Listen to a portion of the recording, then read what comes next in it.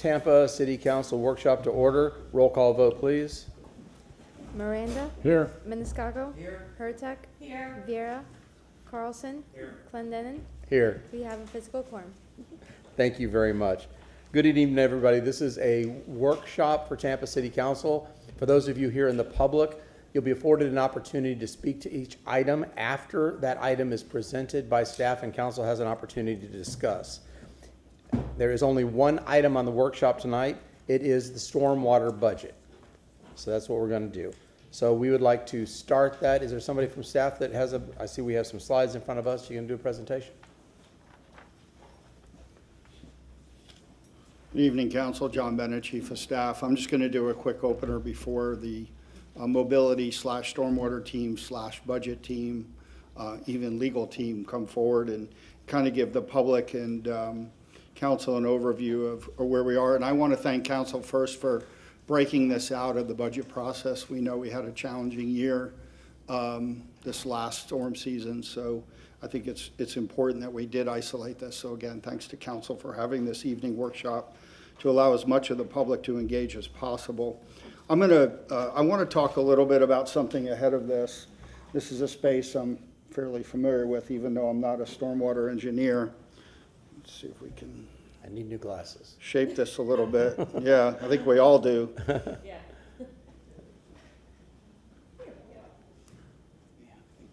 Shrinking. I think he's doing it. The magic man behind the curtain. Yeah. All right. I know sometimes we're going to get covered Zoom up out by the just a little closed more. captioning, but I think, what's important for everybody to understand is that, when you bring this all together, it's sometimes good to compartmentalize thoughts into the risk model. And again, this is my background space. And so the three areas of risk are threats, vulnerability, and consequences. And so if you follow the red box in the top left, we know that rainfall by itself, whether it's quantitative or in some cases saturating, like we saw last year, it's going to change our level of risk. If you compound that with storm surge and tidal timing, in other words, we have rain, of course, the four elements of a storm, especially a hurricane, is the aggregate rainfall, the wind, the tornadic activity, and of course, storm surge. So when you bring all that together, obviously we can have a unique incident. I've been on the street, or at least in Tampa, in the region for 40 years doing this work. And for all the times I've evacuated the city, I never saw anything like what we saw last year. And so we also know the climate's changing, so we may see some more of these kind of risks. And then there's the human influence factors. How do we keep our storm drains clean from debris and everything else, working as a community and a government entity? And then you move down to, without vulnerability, you really don't have a threat. So I like to talk about that as a system. There's you and your parcel, and then there's the community, and then there's the region. And so you're going to hear tonight that water flows downhill, and these basins and these retention areas and everything else can move only towards the bay, and depending on what the bay's doing. So when we think about your elevation as a parcel, your barriers, your capabilities of prevention, how you drain and retain water in your area, and then, of course, the regional topography. You're going to hear about that tonight. And then the far bottom right, all these consequences affect your home, your work, your school, your ability to move around, your physical, emotional, financial harm, and, of course, in the aggregate, they can all impact you on any given day or any given season. And so the way to defeat this in the upper right is how do we share intelligence? And so it's not really far afield from the way we handle other things in risk modeling, but we understand our seasonal risks based on the analysis we get both on a national and local level. And then we have our situational awareness, which we try and work through our emergency management offices with the public. And then how do we design our system, which is really what we're here for tonight. All of that boils down into a level of service. And then we want to avoid a response through prevention, and possibly sometimes, if that response leads to insurance and mitigation, we'll wrap it up there. But I just, as you hear everything tonight, if we can parse it out as a community and say, which category are we in? How do we magnify, amplify those levels of service? So that's one thing I wanted to kick off before I turn it over to the experts. The second thing is, again, from the administration point of view, I want to talk about something that's been repeatedly discussed or iteratively discussed over the past couple months, and that is the assessment. I want to thank council for unanimously approving the assessments for both maintenance and infrastructure. And again, tonight we're going to hear where those levels of service meet our opportunities to avoid risk. But one thing that kept coming up is parades, and those things are not what we need these folks doing. However, we've also accepted a new level of risk in society with open air events and vehicle-borne attacks, and so they just helped out. And what I've discovered from talking to them, the infusion of general fund dollars that supported the assessment dollars, really the numbers I'm getting are approximately 10% of the general fund dollars would have gone to this. And even though it's work away, about half of that was on overtime, which didn't take away from it. And then again, this is not rationalization or excusing, because we have worked as an administration. There was just a stakeholder call this week on how to work through the next event season and make sure that we find ways to not have to have any of this work be deflected from the priorities that it needs to be. So again, we're growing, we're learning continuous improvement. We have new opportunities for hardening our open air events that will put less impact on some of the public works resources to support the public safety resources. So again, we're growing in this space, and I just wanted to put this in some categorization so when staff comes up, we can talk about it as a team. And that is it for now. Councilman Miranda, did you have a question? Oh, no, Thank you, Chief. I appreciate that. Okay, good evening, Council. Brandon Campbell, Interim Director of Mobility. If I can get the slides up that were previously uploaded. If we can go on to, I think it's the third or fourth slide that shares the outline of the evening's presentation. Or actually, I can advance them here, can I? All right. Yes, so just wanted to take the opportunity tonight to talk about what our stormwater system is, what we are working with, what we are working against, the funding sources that are available to us, to just sort of reiterate what resources are being put to good use, and then the budget numbers for the fiscal 26 budget. So I'll start off talking about the system, and then I'm going to call you on Lee up to talk about the assessments and some of our capital projects, and then we'll wrap that up with Mike Perry coming up, I believe, and talking about the specific budget that has been proposed to you all. Pause 1 second, Councilwoman Hurtak. Just before we get started, can we just kind of set some overviews of questions? I see this is divided into sections. Mm-hmm. Can we stop at the end of each section for questions? I thought, I think we kind of played it by ear last time. I think it worked okay. Okay, I just wanted to make yeah. sure we threw that out. Yeah, we'll do the same thing unless it really starts dragging us down. I think Okay. we'll try to. So if you're okay with that, Sure. Yeah, and certainly we'll be happy to do it either way. Young Lee, you're okay with that as well? Okay, thank you. Okay, so our stormwater system, as you all know, is composed of many links and nodes in a general framework that we put out in our quarterly reports. But I wanted to take the opportunity to kind of go over what comprises those links and nodes. Our pipes and box culverts are the primary linear portion of our system. That's about 600 miles worth of infrastructure. In addition to that, we have almost 200 miles of ditches and canals, and then those interface with one another at various nodes in the form of outfalls, headwalls, inlets, and the like. Councilwoman Hurtak. Sorry, quick definition. What is a head wall? I was looking through these numbers earlier, and we were debating what the answer was. So can you tell us what a head wall So is? a head wall is where a pipe would enter into a ditch system, and then there's a concrete block that sort of holds the soil back. That's the head wall. That's what we thought, but I wanted to double check. Fair enough. I also wanted to talk about, of note, we have 13 pump stations. I know we've talked about that in front of you and in front of the community on many occasions. And we'll have a little bit more about what we are doing to improve those pump stations here in a moment. But what we're working against within the city with stormwater is our topography. You all know we are a flat city in a flat state on a flat peninsula. And so while gravity is a cheap energy source for us, we can only use it to the extent that the topography allows for it. So we put a topographical map here on the left to just show the layout of the city as you would expect in the southern portion of the peninsula, where you have a lighter yellow and a sort of deep green. That's where the topography is a little lower. Red and then the little speckles of white are higher topography. As you go further south or further inward within the city limits, you get to the low areas, which of course is where our larger bodies of water are and where that stormwater flows to. That infrastructure that I mentioned before, a lot of it is aging, so we are, having to focus on maintenance of some of that aging infrastructure, and a lot of it is inadequate to current design standards. So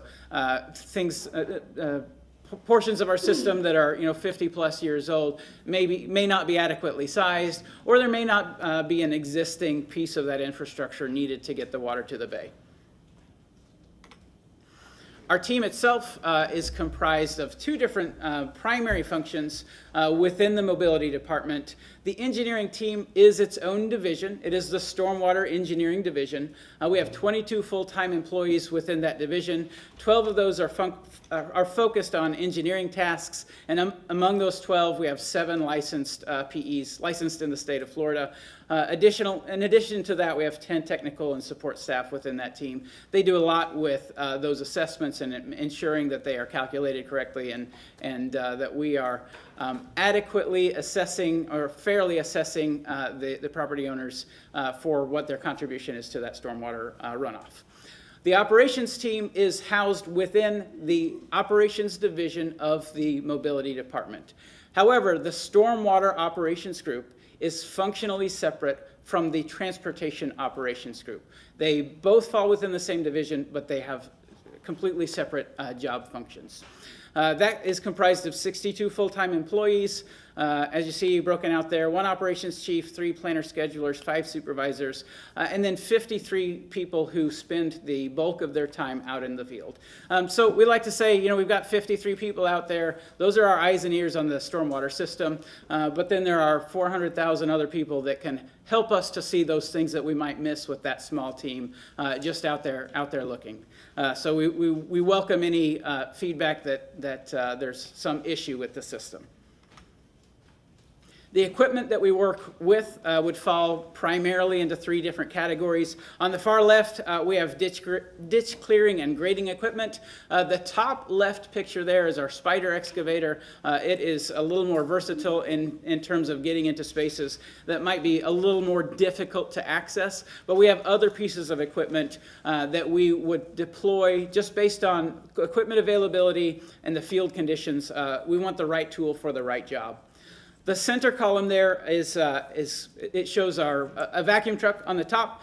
We have a fleet of vacuum trucks that we own and operate. We are in the midst of transitioning that. We have a few rental lease vehicles on the way. We anticipate those arriving by the end of this year.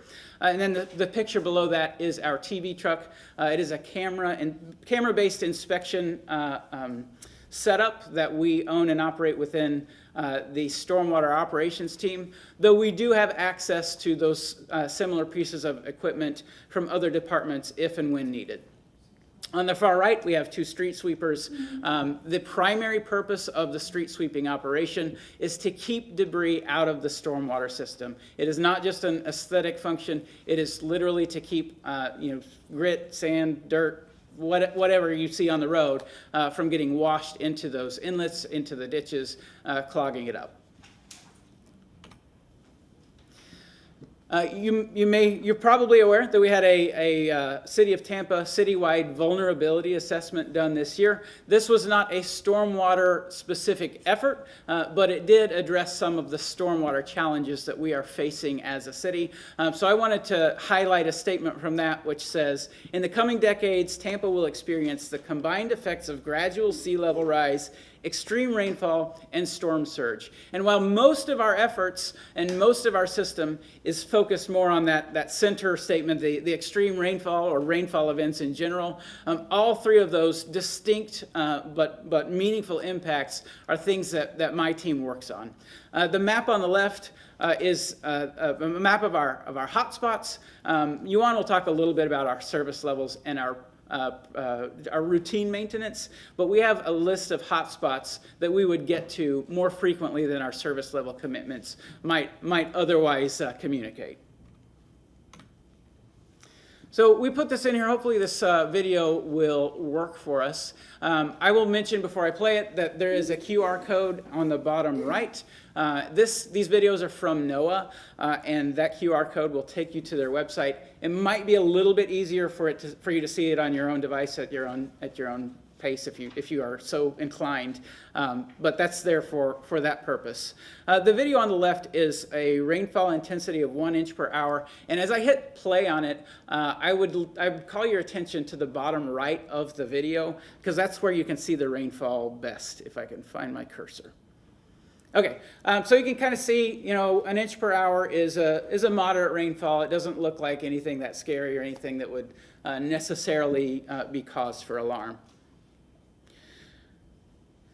But in that same rain event, you can see the red car is still parked there. The intensity picked up, and they measured it at 1.5 inches per hour. And if you look by that light, you can see it goes from a moderate rainfall to a pretty intense rainfall. And I say this because we get into discussions a lot about, hey, it rained for 20 minutes, and this particular system overflowed. That doesn't make any sense. And I just wanted to draw your attention to the fact that intensity makes a huge difference in what our system can handle over any given duration. We had a rainfall event in early June that was about 2.5 inches over 20 minutes.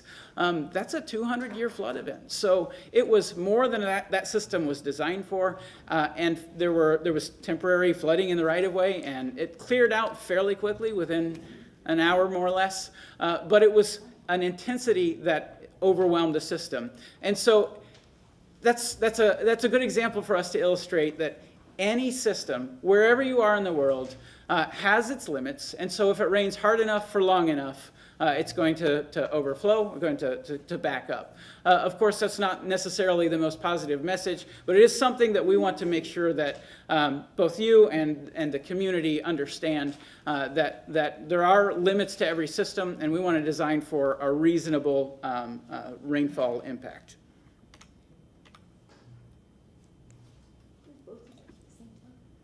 All right, so moving into, what are we doing to deal with some of these challenges with some of this equipment and these personnel?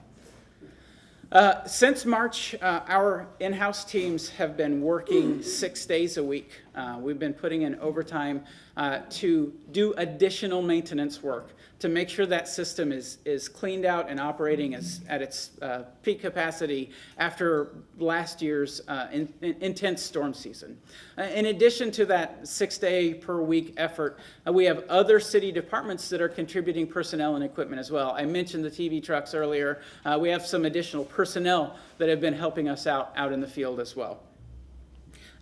You all have thankfully approved for us several different contracts for additional maintenance functions. I think the most recent of which was the week before last for about a $500,000 ditch grading contract. And that ensures that we have adequate resources for the task for maintenance. Councilwoman Hurtak?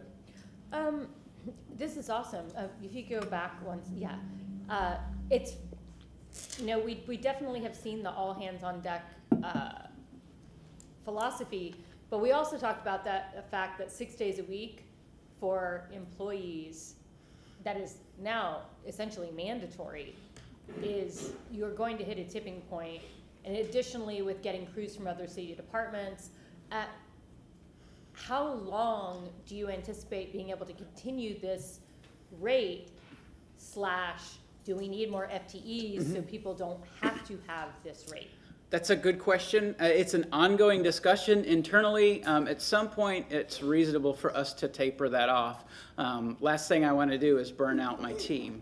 I think that in answer to the question that you asked about whether we need more FTEs, I think that that discussion will be broadened when we talk about our updated service plan or business plan, as it's sometimes been called, and we consider what levels of service require what commitment in terms of resources, both budgetary and full-time employees. So at this point, while we are updating that service plan, I hesitate to commit to some other level of resources that is recurring until we know exactly what we want and what we want to get. And just to remind us and the public, that plan should be, that service level assessment should be done.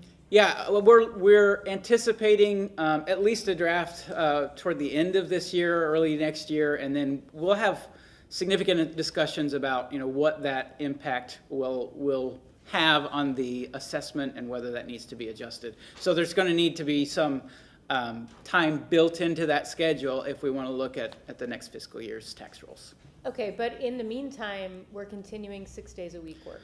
For now. Okay. So we may taper that. I won't tell you that we're going to continue 6 days a week until that service plan is done and we know. So we'll have to play it by ear to some extent on exactly how long to extend that. But it is an ongoing internal discussion. Thank you. Again, I mentioned earlier our stormwater pump stations. And we've talked again about this, but I appreciate this opportunity to bring it up one more time in the public forum. We have some of our pump stations already have permanently installed generators. Those that do not, we are in the process of designing and installing permanently installed generators. There's a lead time on that. As you can imagine, you don't just go get a generator from Home Depot to put out at one of these pump stations. These are large units, so they have to be designed. There's a construction effort even to house them. So that should be another 18 to 24 months from now. In the meantime, we have a contract with Sunbelt for rental generators that are portable that will be deployed to those pump stations in the event of an approaching named storm. So our intent is to switch over to generator power and away from line power, because it removes two potential points of failure for the power system that are at risk in a storm. The first is the TECO line power, which is vulnerable to high wind events. And then the second is the transfer switch that ordinarily would switch power to a generator from line power when it goes down. So just building additional resilience in a known approaching event. Second to that, on the slide on the far right, we have a rapid response team that we are planning to house in the Forest Hills Emergency Response Center that is dedicated to stormwater pump generator service. So they'll make sure those are running continuously throughout. Councilwoman Hurtak. And the number of 9. stormwater pumps? We have 13 overall. But 9 of them need this? Yes. Uh, The portable generator and then the subsequent. Councilman Carlson. Of the places that flooded in South Tampa, how many of them failed because of a generator? I'm not aware of any generator failures in South Tampa. Where we had struggles with them tended to be in, The reason why I mention that is because there's been a lot of communication about generators, and that people that on a micro level, the people who, I know your team knows this because they've been out there with us, but on a micro level, people know why their neighborhood failed or flooded, and generator was not part of it. There was one wastewater system that's already being fixed, but besides that, it was not that. And so when people in South Tampa, which is the majority of, I think if you showed a heat map, the majority of where the flooding occurred, when they see us talk about generators more than anything else, I think they look at it and think, well, you're not really talking about solutions for South Tampa. You're not doing that in this presentation. I just want to make that statement that we need to be sensitive because every pocket of every neighborhood flooded for a slightly different reason, and your team has been good about circulating. But in our public communication, we need to not pretend like there's one solution for everybody. Sure. No, I understand. We certainly want the right solution for the right situation. Thank you. Our team, our stormwater operations team does also do small construction projects. I've mentioned some of them specifically in front of you all on our monthly stormwater maintenance updates. But they do smaller but impactful projects like repairing, like this is a picture of on the right of the repair of an inlet top, and then on the left is repairing a grate inlet. So they do things that are smaller in scale, but have a big impact and would be expensive to deploy a contractor to fix. I will mention, I put on this slide, we also do in-house paving, but just for clarity, paving is not part of the stormwater operations team. It is part of the transportation operations team. It does have an ancillary benefit of more efficiently conveying stormwater into the system. So just to avoid confusion there. Hey, this council keeps hitting on that too. So Yes, yes. we emphasize that when we talk about paving budgets. Thank you. I won't go over all of these different bullets, but we have been increasing our community outreach effort, particularly over the last 2 to 3 months. I've done several press conferences or news interviews on request. I wanted to highlight the 5 different community stormwater resilience meetings that we had sprinkled throughout the city, all different areas of the city. Those were good opportunities for us to have a two-way conversation. We got good feedback from people who came to those meetings. Some of the things that they brought up were specific that we could begin investigating or responding to right away. But we want to continue two-way communication as best we can, and appreciate this opportunity to get out some of that same information. Councilman Carlson. Yeah, I mentioned this before, and it probably wasn't your idea, but it's just a coincidence that the June 30th through through July 15th is exactly when the city council break was. So although these were split up among each of the different districts, we weren't included in the decision. We weren't really invited, and some of us were out of town. And so if the public relies on us, I spent the whole afternoon on the phone with people talking about their stormwater issues, and I work with your team, but somebody made the decision to do meetings without city council, and it doesn't hurt us, it hurts the administration because the perception of the public is that somebody was trying to exclude us, and it just builds trust if we're there, as the planning commission could tell you with their meetings. And I know you all know this, but whoever is making decisions on this, it's not a good idea to exclude city council. We're on the front line. We're trying to partner together. I think we've worked well with all these teams, stormwater and wastewater, and we need to collaborate to solve these. Thank you. Thank you. Continue. Go ahead. Of course, we've additionally put out several different social media posts. These are fairly quick hits. They don't require a whole lot of resources on the part of our team to do the communication itself. But when you add up the followers of our different channels, we have over 500,000 followers. So of course, not every post gets seen by every follower, but they're pretty low-cost ways to continue getting the message out of the work that we are doing. And to the extent that those can be two-way communications, we monitor those comments as well.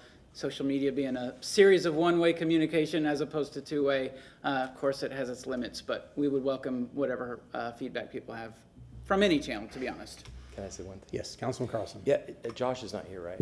He's not. I think he's done a great job. I know you have various people who are doing a great job, but Josh and whoever's helping him, they're going through neighborhood by neighborhood and posting the pictures. And for the most part, it's just presenting factual information. You kind of see things that are coming from above and stuff that's coming from him, and this kind of information, it's just factual, saying, look, here's where we are. A technical question: some people are wondering, okay, if you dig this out, because you might jump from one neighborhood to another really fast. How do we know? How do the neighbors know that you are finished with it and it's not just kind of a superficial clean out and then you'll come back later and dig deeper? How do they know that it is at the depth that it's supposed to be for the final solution? I would say if it is in a social media post, that's generally at the finished stage. They're welcome to call and ask if they have a question about whether something is finished. we don't necessarily have like a proactive, we're gonna go to every house along this ditch and say, hey, we're starting or we're ending. But when we do put it out there, that's generally a good signal. Yeah, that it's I've been out to sites like this with Josh and the team, and you know, it's hard work. There's, like I said, there's stuff, not this administration's fault, but there's maintenance that hasn't been done in decades. There's trees growing out of these, there's bushes, and it's hard work going in, and you can't reach all of it with a machine, and so people are doing this by hand. So just clearing out all that is a huge accomplishment. But then the next question people have is, well, is that the depth that the thing is, that the ditch is supposed to be in the final form? And so if there was some way to communicate, maybe neighborhood by neighborhood or something, to say, hey, yeah, this was our goal, we've accomplished this, and now this is kind of done, and we're moving on to the next. Sure, neighborhood. yeah, no, I appreciate that. I know Yuan has a slide here coming up that shows our newly published, as of last Thursday, completed work order map. And simultaneous to that, or side by side, eventually we'll have an upcoming work order map. So that'll be one additional place. It's not necessarily, you know, as interactive, like face to face with the community, but it is a tool that, you know, we're adding to that toolbox of communicating with the community on what we're doing. Councilman Miranda. Thank you, Mr. Chairman. And looking at your both slides that you have posted on the ditch here, the one on the left is before, then in the white is the after, and it's all gravel. And I was talking to someone in the city who lives near one of these, and she was showing me pictures just now recently before we started the conversation today, that what we did not too long ago, a few days ago, has started to fill in because there's no riprap. You didn't have time to do you just cleaned it out. By the time you cleaned it out, it rained, so it came back again. Sure. And that's a problem we're facing, that we have to have a team and a follow-up team and make sure that doesn't continuously happen, and not you'll be shaking yourself. And it's not you or the system. That's water weighs almost 9 pounds a gallon. So it has a lot of power to it. Mm-hmm. And when that water moves, it can take anything away with it, mm-hmm. including a tree or a human being or whatever. But if we can do what you're doing, and at the same time that they finish with cleaning it, do something to sustain that from falling back into itself, that would be certainly most helpful, not only to the taxpayers, but to the coffers of the city. Yeah, so typically after we grade, we'll do a hydro seeding. Of course, if the seeding doesn't take root before we have a large rain, there could be issues with that. So we'll take a look at any sort of process improvement that we could implement there. Thank you. And then I just wanted to end with, you know, of course, I mentioned we only have so many people, a few dozen people that are out in the field on any given day. There are 400,000 other sets of eyes that I'm sure they're not all out in the field at any given day either, but it scales up a lot whenever we have people seeing things and bringing them to our attention. So we have our direct customer service line for the mobility department. That's 813-274-3101. And that's answered 24 hours a day. We have a call service that answers those for us overnight. And then TampaConnect.com also is a great place, a little bit different interface tools to upload pictures and the like. Pause for a second. Councilman Miranda. Thanks again, Mr. Chairman. I really appreciate it. But there's something that also we passed a long time ago, and that's when the water's raining and you got the what do you call it, the grade where the water goes into the sewer line. I've seen, and I'm sure all of us have, and people in the audience and watching it on TV, have seen individuals, not only homeowners, but people that work on doing lawns and things of that nature, cutting trees down, shoving that stuff into the sewer line. And I've seen it, the public has seen it, we've all seen it, and there's a law against that was passed some years back by this city, not this city council, other city councils. And there's got to be something done to prohibit this thing. And I'm not trying to be in any way. We have to clean up. We can't clean up and our own people doing it back to us. It's got to stop, and we've got to put them people in line.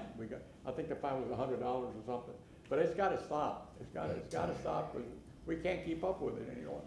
Sure. Yeah, that's there are multiple issues with that we have to sort of fight against. Remember, there was a number they could call. I don't know if anybody called. And in fact, I even forgot the number. But I'll be honest with you, it was passed sometime back. They can certainly call our customer service line and we'll At get them in the right place. 274-3101. 274-3101. 3101, I got it. All right, thank you. Thank you. We'll Councilman never forget Carlson. But now you have to dial 813.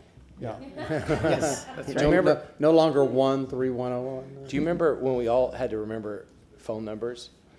And I've never forgotten. I don't know a lot of numbers because we don't have to memorize them. I can tell you my number when I was in high school and grammar school and everything. Was it like Madison 453 or 41, something? 21, 61 was mine. Did you have to crawl up a telephone pole? No, you had to you had a telephone. And you knew the name of the operator connecting you to, right? That's how I got dates. Alexander Graham Bell helped you out with that. Councilman Carlson. Yeah, in addition to this, that you were showing Tampa Connect, and it's great if constituents can go directly there, but when they email us, we forward it to an email, I won't say it unless you want me to, but an email address that you all give us, and assuming we're still allowed to use that, I want to say that works really well. Yeah, it's the same team. Yeah, and Brian, I think, and others, they respond, like, people respond 24/7 to that, and it's a lot faster than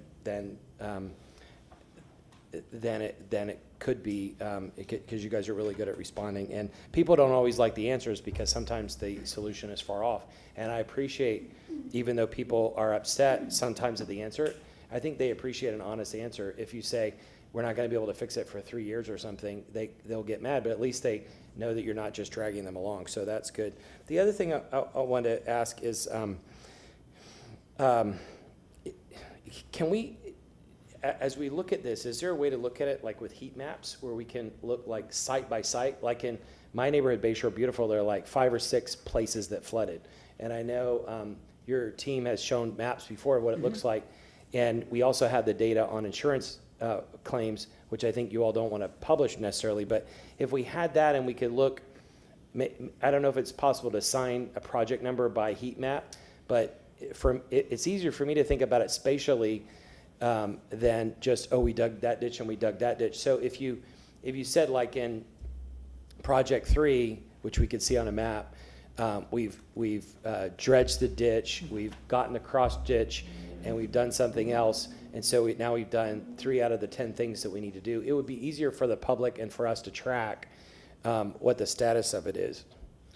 Again, John Bennett, Chief of Staff. I have worked with the department and TNI, and I think later in the program tonight, you're going to see a beta of that map that we're going to show you in the public.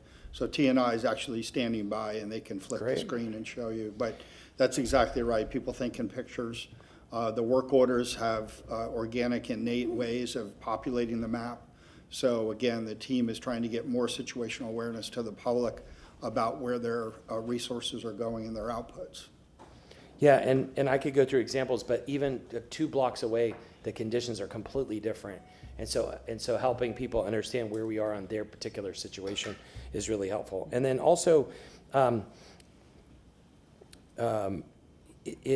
is there some strategy, again, if you looked at it on a heat map basis, is there some strategy like in high-risk areas that are lower, like the Coachman area, for example? Is there some strategy that we could implement that would promote like rain gardens or permeable parking, permeable driveways, tree boxes, bioswales, things like, are there things that we can encourage homeowners to do or even incentivize them to do that would help reduce the water? I mentioned last week the example on my street where you all put permeable asphalt where the water ponded, and that's completely solved the problem. And I don't think that's a very expensive solution. And so maybe on city property we could do some things, but is it possible also we could encourage some homeowners, hey, if you're in a place where the water ponds, can you put permeable something in that place? Yeah, I'm sure there are opportunities, and right now with the land development code being under review, that maybe there's an opportunity there. I'll certainly talk to Ms. Feely to see if there is, but if not, I'm sure there are. But if you come up with an idea about that, I know other cities, again, looking at the hot spots that we know are flooding, there are neighborhoods that have been built in low places, and we know they're always going to flood. And in one case, it wasn't that the generator failed, it was that the pump wasn't strong enough to push the water out because the the sea was coming in also.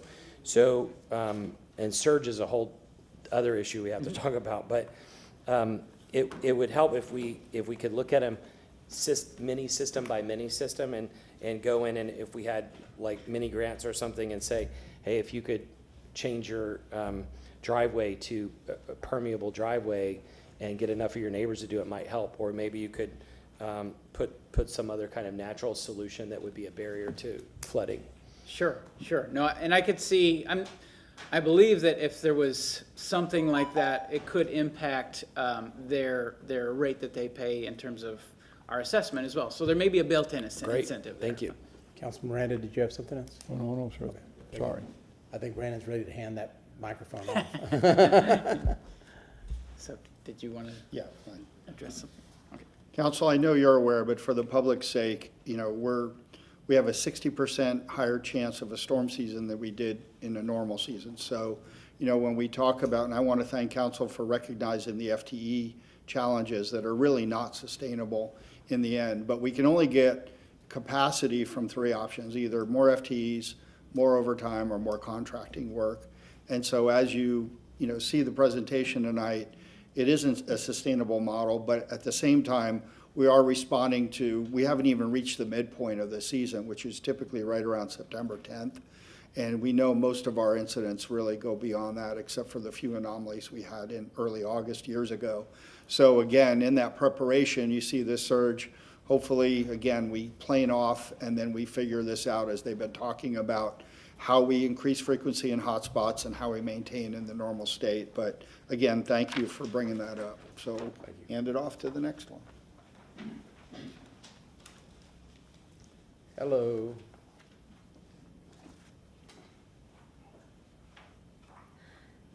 Good evening, Council. Yuan Li, Stormwater Engineer Manager. Regarding our team, I do want to emphasize that we have a good number of registered professionals in Florida, as Brenda has mentioned. And also, I wanted to point out that even our operations staff progress their career following a very stringent training and testing metrics. So can we go to the? It's up. Okay. So besides a highly skilled and responsive team, we are very fortunate to have two dedicated funding sources to perform stormwater activities. Service assessment has existed since 2003 to support operations and maintenance. And you have heard our stormwater challenges. Our system is aging and sometimes inadequate.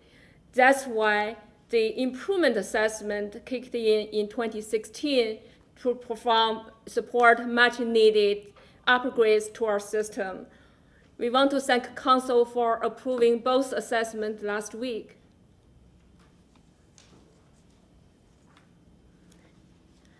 Since the hurricanes last year, agencies across the region have received many maintenance-related questions. So we want to take this opportunity to clarify how our current service levels were determined. A City Tampa stormwater system is operated under NPDES MS4 permit, which establishes standard inspection and maintenance frequencies per asset type to make sure the stormwater system properly functions. And most agencies follow this standard to allocate their resources. And also keep in mind, this frequency also drive how we decide the service assessment rates. So over the years, Tampa team has been striving to improve our efficiency and maximize our resources, and have exceeded this standard in some categories, as you can see in this table. And also, as John and Brandon mentioned before, and we take additional proactive approach. We do the pre and post stormwater checks at our stormwater hotspots to make sure the system are properly function before and after the storms. I have a question about the ditches. we live in a tropical area where tropical growth occurs at the blink of an eye. So I think that we see, and we all see it just in our yards. You trim stuff back, and 3 weeks later, everything's grown back. So it's kind of crazy that a ditch schedule can be on a 10-year, even a 7-year cycle, because the amount of tropical vegetation, how quickly nature overcomes our man-made resources. Is that so? Does this regulated obligated service level just comes from the Tampa permit? Is that? That's correct. It's not a state or national standard. It's pretty much the national standard It's a because national it's that based upon the Clean Water Act by EPA, and the state FDEP is basically administrating the state. So I would think that we'd have to reset this because of for our own standards, because of living in a tropical environment where things grow at an extraordinarily rapid rate and vegetation takes back over so quickly. Mother Nature reclaims itself. So I would think that would probably be worthy of reevaluating that. Even the 7-year cycle seems to be unrealistic to keep up with the ponds or the ponds, I see that 3-year cycle, but the ditches 7-year cycle. Yeah, that's a very good observation, because looking forward, the regulatory standard is being enhanced. It's on the horizon already. So we will work with communities to further improve our services. Yes, and if I can add as well, our mowing cycle is a 28-day mowing cycle, so there's a little different expectation on mowing as opposed to regrading the ditch. Other vegetation that needs to be cleared out, maybe there's a conversation to be had. But just for clarity, our mowing cycle is 28 we mow the ditches every 28 days? Mm-hmm. Yep. Completely. So how do we end up with trees in these ditches?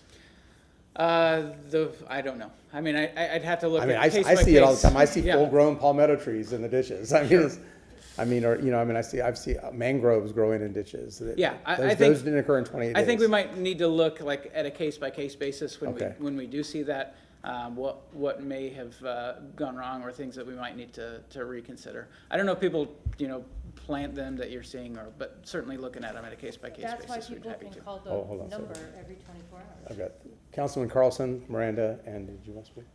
No, I just, Okay. that's all I wanted to say was Okay. people can call that number, right, if they see a tree. Correct. Okay, just wanted to close that loop. Councilman Carlson? I wanted to thank you and Jeff and others for going out and meeting with the public, and as we said before, and thank you all.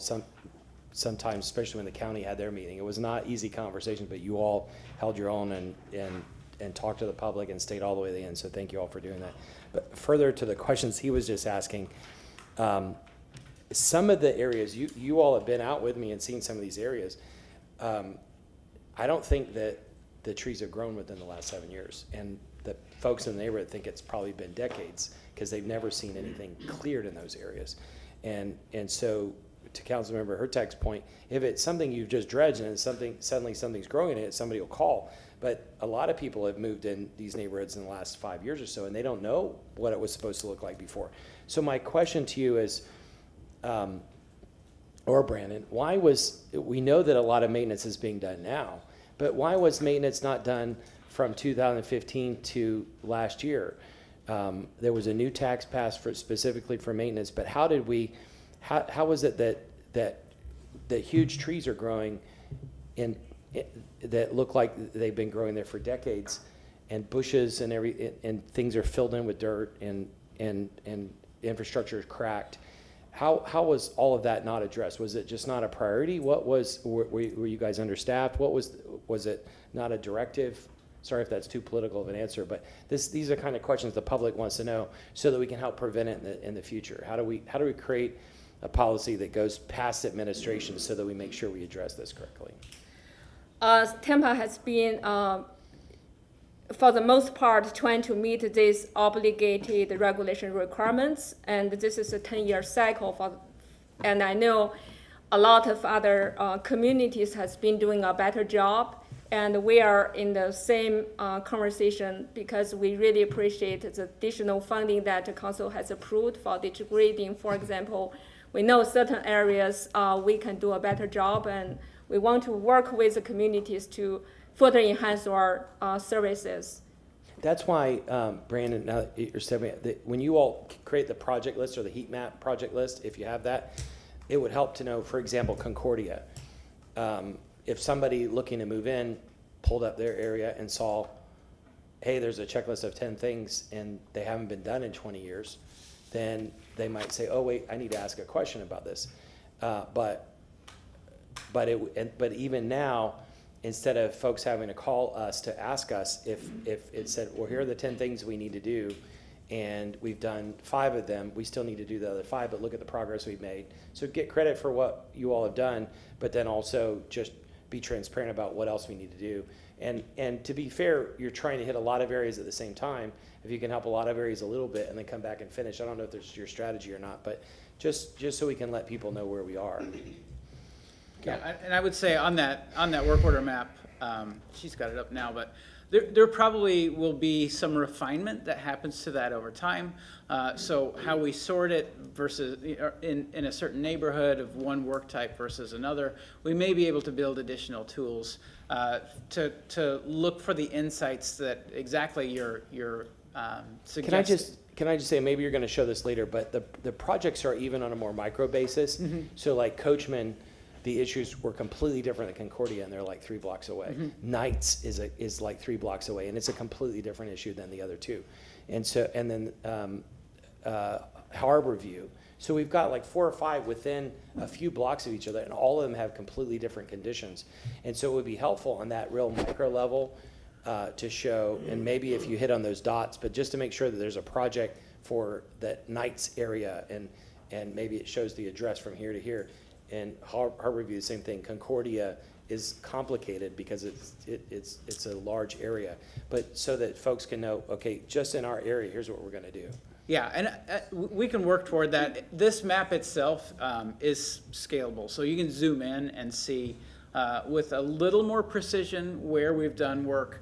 I think they're all still just dots, so I think there's some opportunity for us to define the limits of those particular work orders a little more clearly. This is like Chief Bennett mentioned, it's kind of in a beta phase. It is published, the one on the left is, so it's available for use now on our website. But again, happy to take any suggestions that you have for refinement and try to work through what technical issues that might have for our T&I team. Yeah, the other thing is there's been to and fro with the administration about infrastructure versus maintenance. In each of these little areas, there's infrastructure that needs to go in, like Concordia, a culvert needs to be replaced probably. That is infrastructure, but it's not a huge watershed infrastructure. And so I think we need to separate hotspot projects that have infrastructure and maintenance versus big watershed infrastructure as a separate thing, because there's a lot of infrastructure and maintenance that needs to be done in these little areas. Thank you. Okay, we're going to go right down the line. Miranda, Maniscalco, then Hurtak. Thank you, Mr. Chairman. Along the same lines, of these current targeted levels, that's what you want to do. That doesn't mean that it's going to be held to that, because if you have emergencies or you have different things, that doesn't mean it doesn't right with it. You have to do what you have to do at the time to fix whatever's there. Mm-hmm. But I remember back in 2014, somebody said about mowing. I think the mowing contract is done. The city divided into 4 quarters, and that mowing company, whoever wins the contract, does it 28 days here, whatever, 30, whatever it is, and then you go around the next one, the next one, the next one. After you finish the first one, there's supposed to be, if I remember what I was told, so supervisor follows all the thing that is done, and then they get paid. Am I correct? Yeah, we would generally inspect the work. I might have to dig into That's specifics. what I remember from 2014. So that was done, and the reason I checked on it, I think 2014 was a year that the new fire station was built in in South Tampa, way at the end, the new one. And it rained like you know what that day. And I was driving my little old Volkswagen Bug, and I didn't want to get stuck in the rain, and I was in the middle of the road, and I turned around because I had passed it, and when I looked, there was individuals working on a ditch, a big ditch, I mean, half the size of this room in depth. And they had a special tool, that they had a machine that cut on both sides, and they were doing a fantastic job. So I just registered in my mind. Well, about 2 months later, I was working at the racetrack judging horse racing for the state of Florida, and I see a pickup truck with about 8 guys in the back with weed eaters. And I said, well, what is a weed eater doing with this? So I followed them around. And when I saw they were cutting a ditch with weed eaters, I said, I've never seen that. It'd take for a week and a half to go what that machine did in 5 hours. So I turned in and what's going on here? And sooner or later, that time, whoever had the job was relieved of duty, not because of what I said, because they saw the same thing that I did. So they relieved that low bidder out and brought in the one who had it before to clean it all out and continue doing the job. So what I'm saying is, everything is possible, nothing is impossible. However, we have to keep up with what we're doing on a daily basis. What you're doing now is great. You seem to have the aspect and the control of what has to happen, and depends on nature now what will happen. So we're stuck in the middle waiting for something to happen to see if the logistics and the work that you folks have done is going to be held to whatever's coming. And right now there's a hurricane heading this way. I don't think it's going to hit the U.S. It may turn, but by Saturday it should be at over 100 miles an hour coming off the coast of Africa. And it's going to rush past Puerto Rico, but hopefully the winds will take it back up north. That's what I saw just before I came here. So I'm not a weatherman, let me say that. Thank you, Councilman Miranda. Councilman Maniscalco. Thank you very much. So, in regards to the service assessment and the capital improvement assessment, I know that it was, for the service assessment, we voted to increase the funding. Maybe it was 2015, maybe it was 2016. I know that the capital improvement assessment, the bigger one, was September 1st, 2016. And there has been a historic lack of maintenance. I'm talking about before this. Let's talk about pre-2016. But since then, with the new capital improvement one, it took time to build up the money to start the projects. It wasn't, we voted on it Thursday and Friday. We're going out there, and then we're bonding and financing and everything. The service assessment that was existing was from 2003. It may have been under the Iorio administration. I'm not sure if it was the end of Greco or the beginning of Iorio, but that allowed us to get to this maybe 10-year cycle. What I see and what we're obligated to do. Well, almost a decade has passed, and we have money to do bigger projects. And I know you're going to talk about what was Lake Henderson and Cypress Street outfall and everything, and the successes of that. But the maintenance has been ignored for so long. People ask me, why, as was mentioned, there's a tree growing here. I can take you, if you'd like to one day, in Summer County roads, Summer City roads, if you look at the storm drains, I want to reach in, and I shouldn't, and just clean out. You have palm leaves. You have stuff growing out that it's like no wonder it doesn't drain. There's a gentleman that lives in Beach Park, and in front of his house there's an old-style storm drain. And it fills up with leaves, just the entrance of it. And he goes, the whole street floods, right? He'll go out there with a rake over that grill-style inlet, and the water just shoots down. It's basic, and you would think, if you look at it, you think, we're going to have to dig up this whole street and do a box culvert or pipes. It's just a matter of the leaves or the debris was clogging that drain. Maintenance is the most important thing. It's just like a car. And I use this example. I have terrible analogies, but you have an issue with your car and you think it's a $500 repair. Do you sit there and go, I got to go and buy a brand new car? No. You invest that $500 and maintain it to keep it going, whatever. Same applies to the maintenance and what we're doing here. Because of the assessments, we are able to increase the cycles and level of service. But still, it may not be enough. It's, what is the dollar amount that we need to be out there? Instead of 7 years, we do it every year. We do it right before hurricane season. Instead of 3 years, we reduce it. That's another discussion. It's going to be very expensive. But in the meantime, what I've seen and what you've shown, how 6 days a week the crews are working, and I see the social media, and I see them out there driving through the neighborhoods.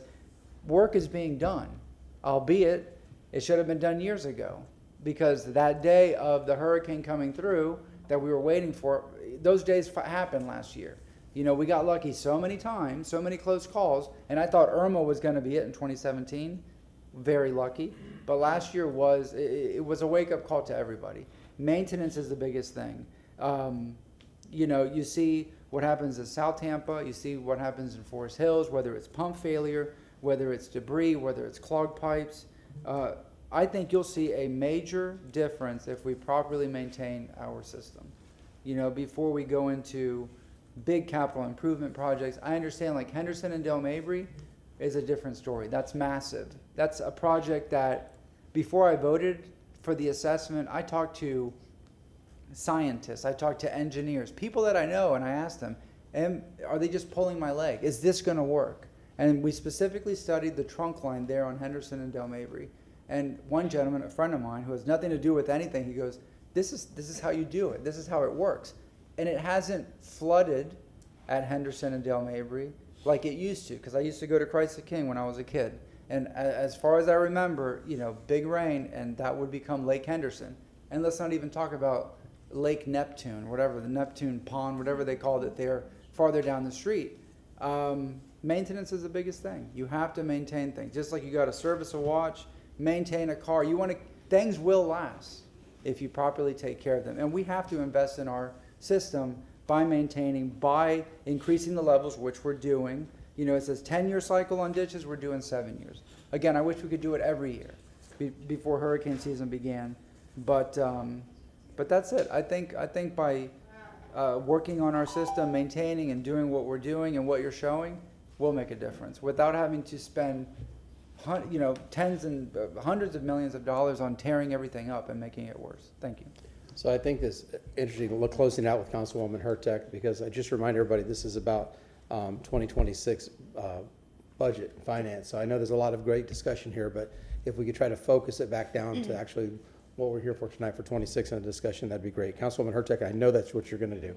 You're right, because I'm going back to the interactive dashboard, which is a great idea. You said T&I had something like interactive to show us, or no? I don't, Chief, did T9 have it actually queued up? I know we have the screenshot. Do we have Okay. Do we have it Yeah. actually queued up? He's logged in from TNI. Okay. Rob? Taking a second to flip over. Yeah, not a problem. But if there is a way to show it, I think that would be a great use of time.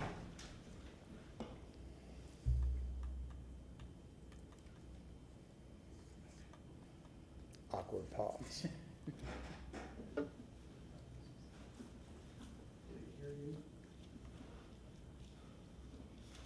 Okay, well, maybe we can try again. Oh, there he is. Hi, Wow. hi, Rob. We can't hear you. With TNI. And let me, I think, there it is, show my screen. We can hear and see you now. And, okay, can you see me? Can you see the screen? Yes, we can. Okay, from Tampa Gov, if you go over to the mobility webpage, scroll down, there's a new map for a Stormwater Interactive Dashboard. If you click the link,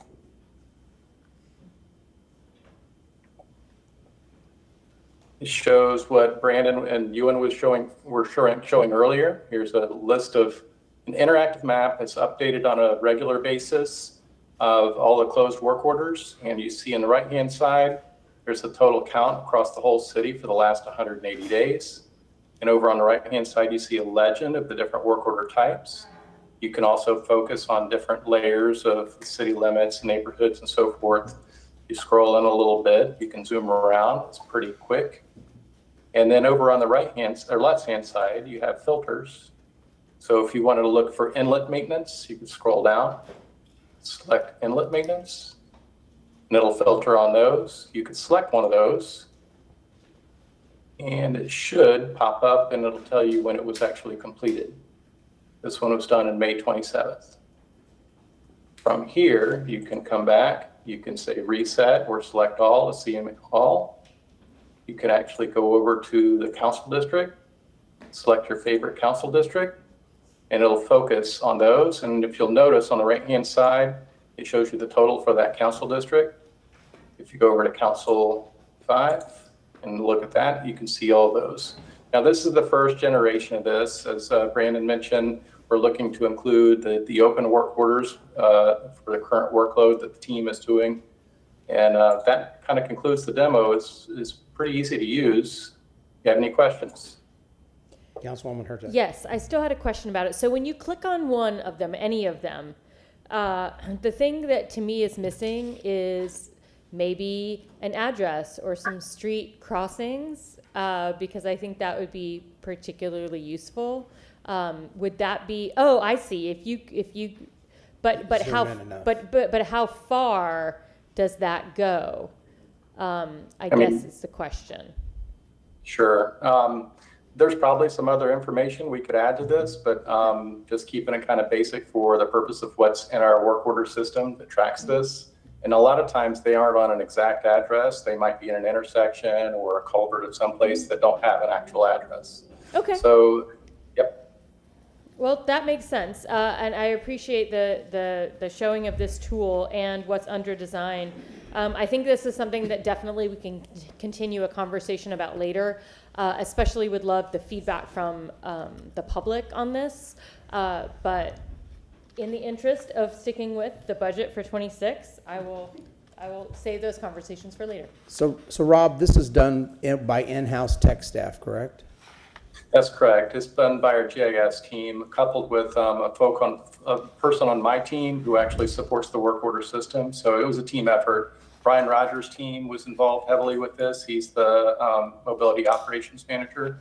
And so a lot of input from a lot of folks, and some names I've already heard mentioned here. Josh is an example. Well, I think why that's important is to reference our funding and the staff that we have in the GIS department, all these projects that they're working on. You can see a real-time example of the product that they're creating, which I think is incredible for in-house work. Councilman Carlson.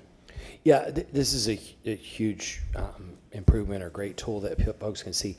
Just using how I think this technology would work, one solution that I would recommend is that you all drop projects into each of these areas. And I think a way you could do it is to use the GIS to just drop a different color dot or a bigger dot in each of these neighborhoods. And then in the field, if you create an additional field, you could just put the project status and project update so that they can see the individual work orders, but it would be good to know, like, within that project, what all is on the list and what is included to try to solve the problems of that area. Yeah, so we also have a CIP viewer that we may be able to integrate some information, but even between now and then, the CIP viewer helps to explain some of those larger projects as well. So I'm sure that there are refinement opportunities. Literally the next slide. No, but my point is that the way it's being communicated to the public is infrastructure projects and maintenance. Sure. But the way homeowners think about it is it's flooding in my neighborhood, and there are various reasons why it's flooding in my neighborhood. And I think one of the fundamental problems of the South Howard project is that somebody, probably not any of you all, but somebody thought of it as just a big infrastructure project. Instead, we need to look at it as how these things affect folks. Like in Concordia, we know that the water is coming from farther in the watershed, and maybe there's some big infrastructure that needs to be put, but there's smaller infrastructure that can be put in to mitigate water right now. And from the public's point of view, there's not a difference between maintenance and if you replace a culvert, is that maintenance or is that hardware or infrastructure? It's probably both. So those dividing lines are, if the dividing lines are being used to justify projects like South Howard, it's missing the opportunity to communicate effectively with the public, because all they want to know is what are the solutions you have to provide to keep my little area from flooding, and how far along are you, and when might you come back to fix it? Thank you. Thank you. Okay, is that it for council? Okay, continue. She's still going. Okay, just making sure they were all done. Okay.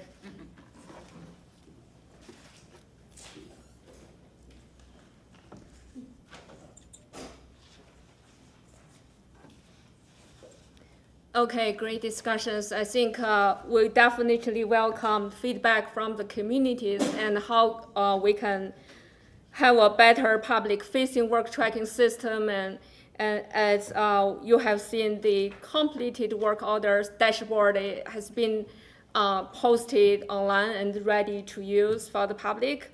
And also the work in progress, that dashboard is currently being tested internally and will be available to the public in the near future.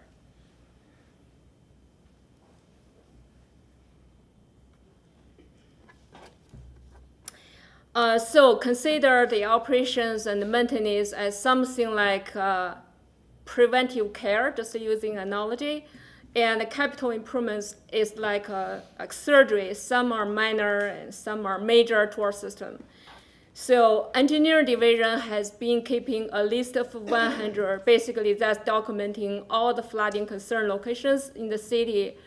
And since 2016, the city has developed about 40 projects to greatly reduce that list to about half as of today. So this map basically shows the most recent capital projects at the various phases. The yellow stars are those pump station upgrades, and including adding the permanent generators and other enhancements. That project will be anticipated be completed by summer 2027. And also wanted to mention that we were able to take advantage of many grant opportunities to support these large-scale projects. Looking forward, additional capital projects are being developed as part of the citywide watershed master planning, and we anticipate the level of protection of the city will be further increased once these projects are implemented.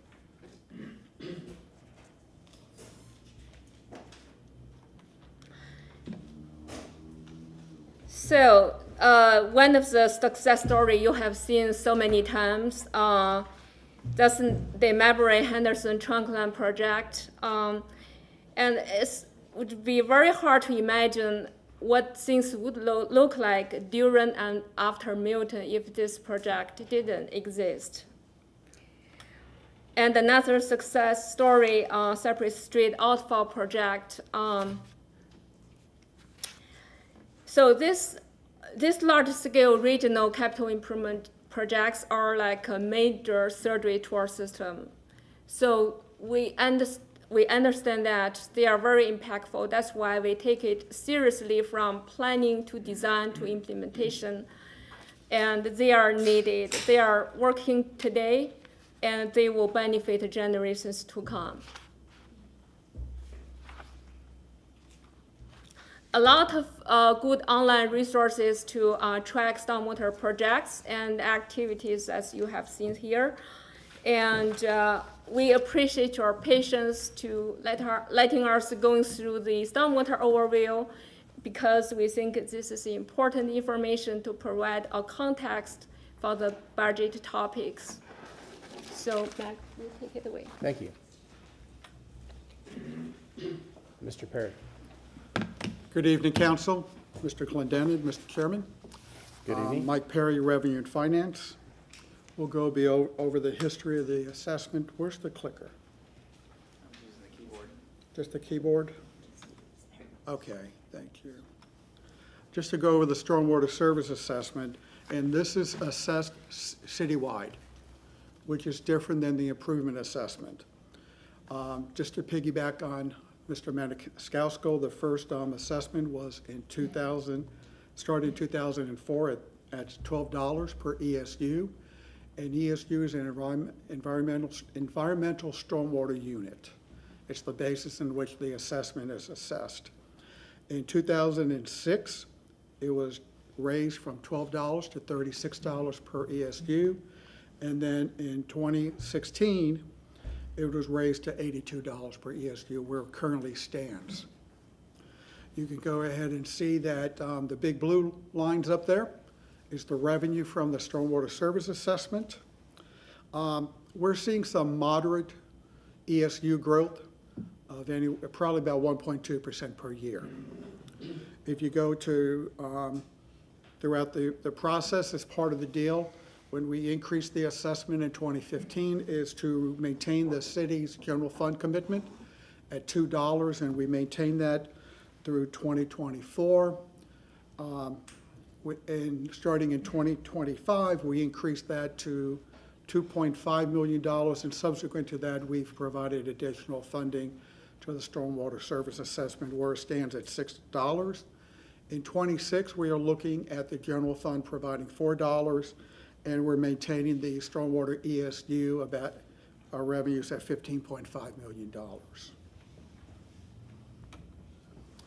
Here you see the revenues and expenses for the stormwater service assessment. Again, this is citywide. You can see that the expenses and the revenues pretty well match going year over year.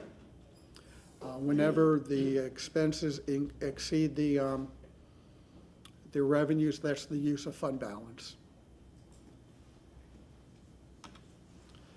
Stormwater improvement assessment is assessed to those properties south of Fowler Avenue.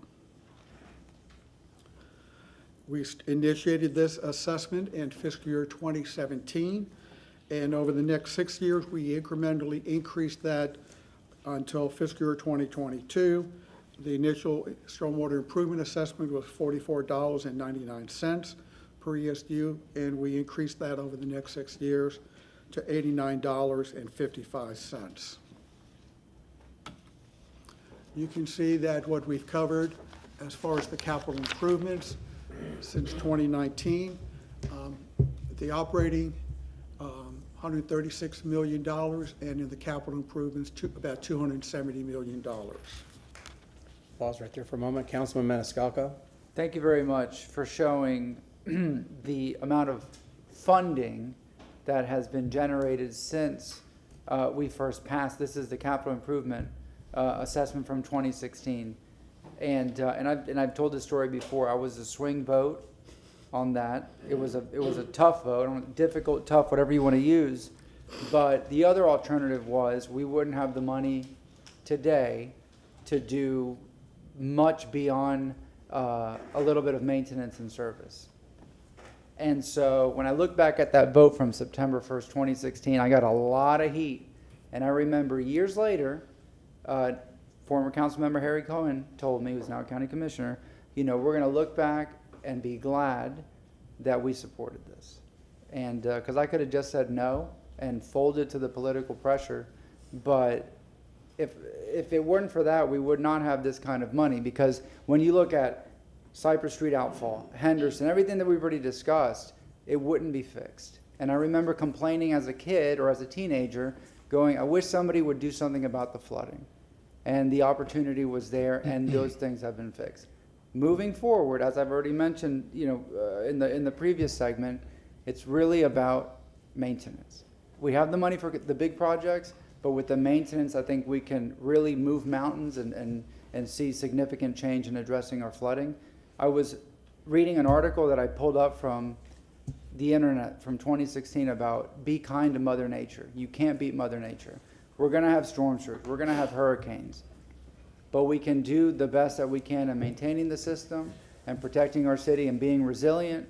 And again, the funding is there. And I know that the assessment has now maxed out because it was gradually increasing from 2016 on. So people's fees aren't going to go up. They're not going to see an increase on their property taxes.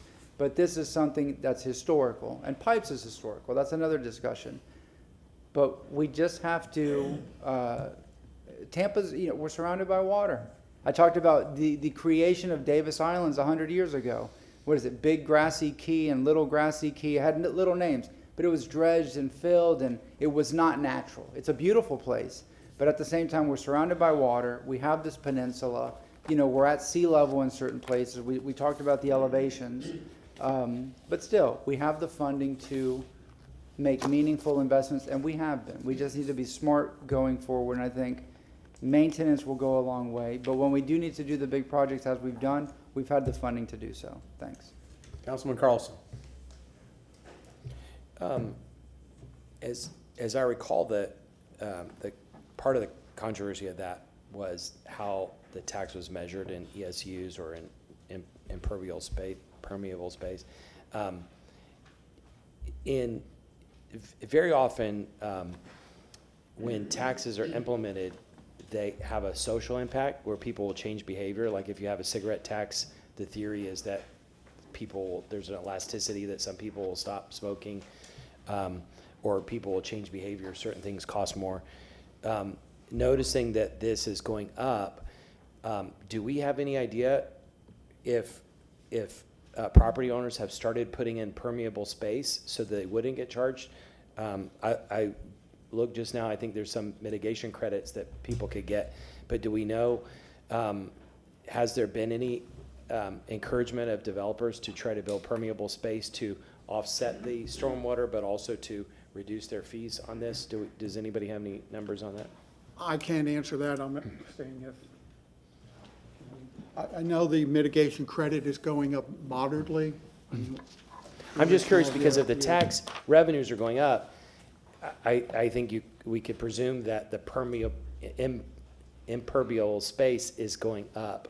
And so do we have any idea how many people use permeable space to reduce that? If they had not done that, the revenues might have been higher, but because they put permeable space, hopefully it's helped solve some of those stormwater problems too. Yes. I do not have that information.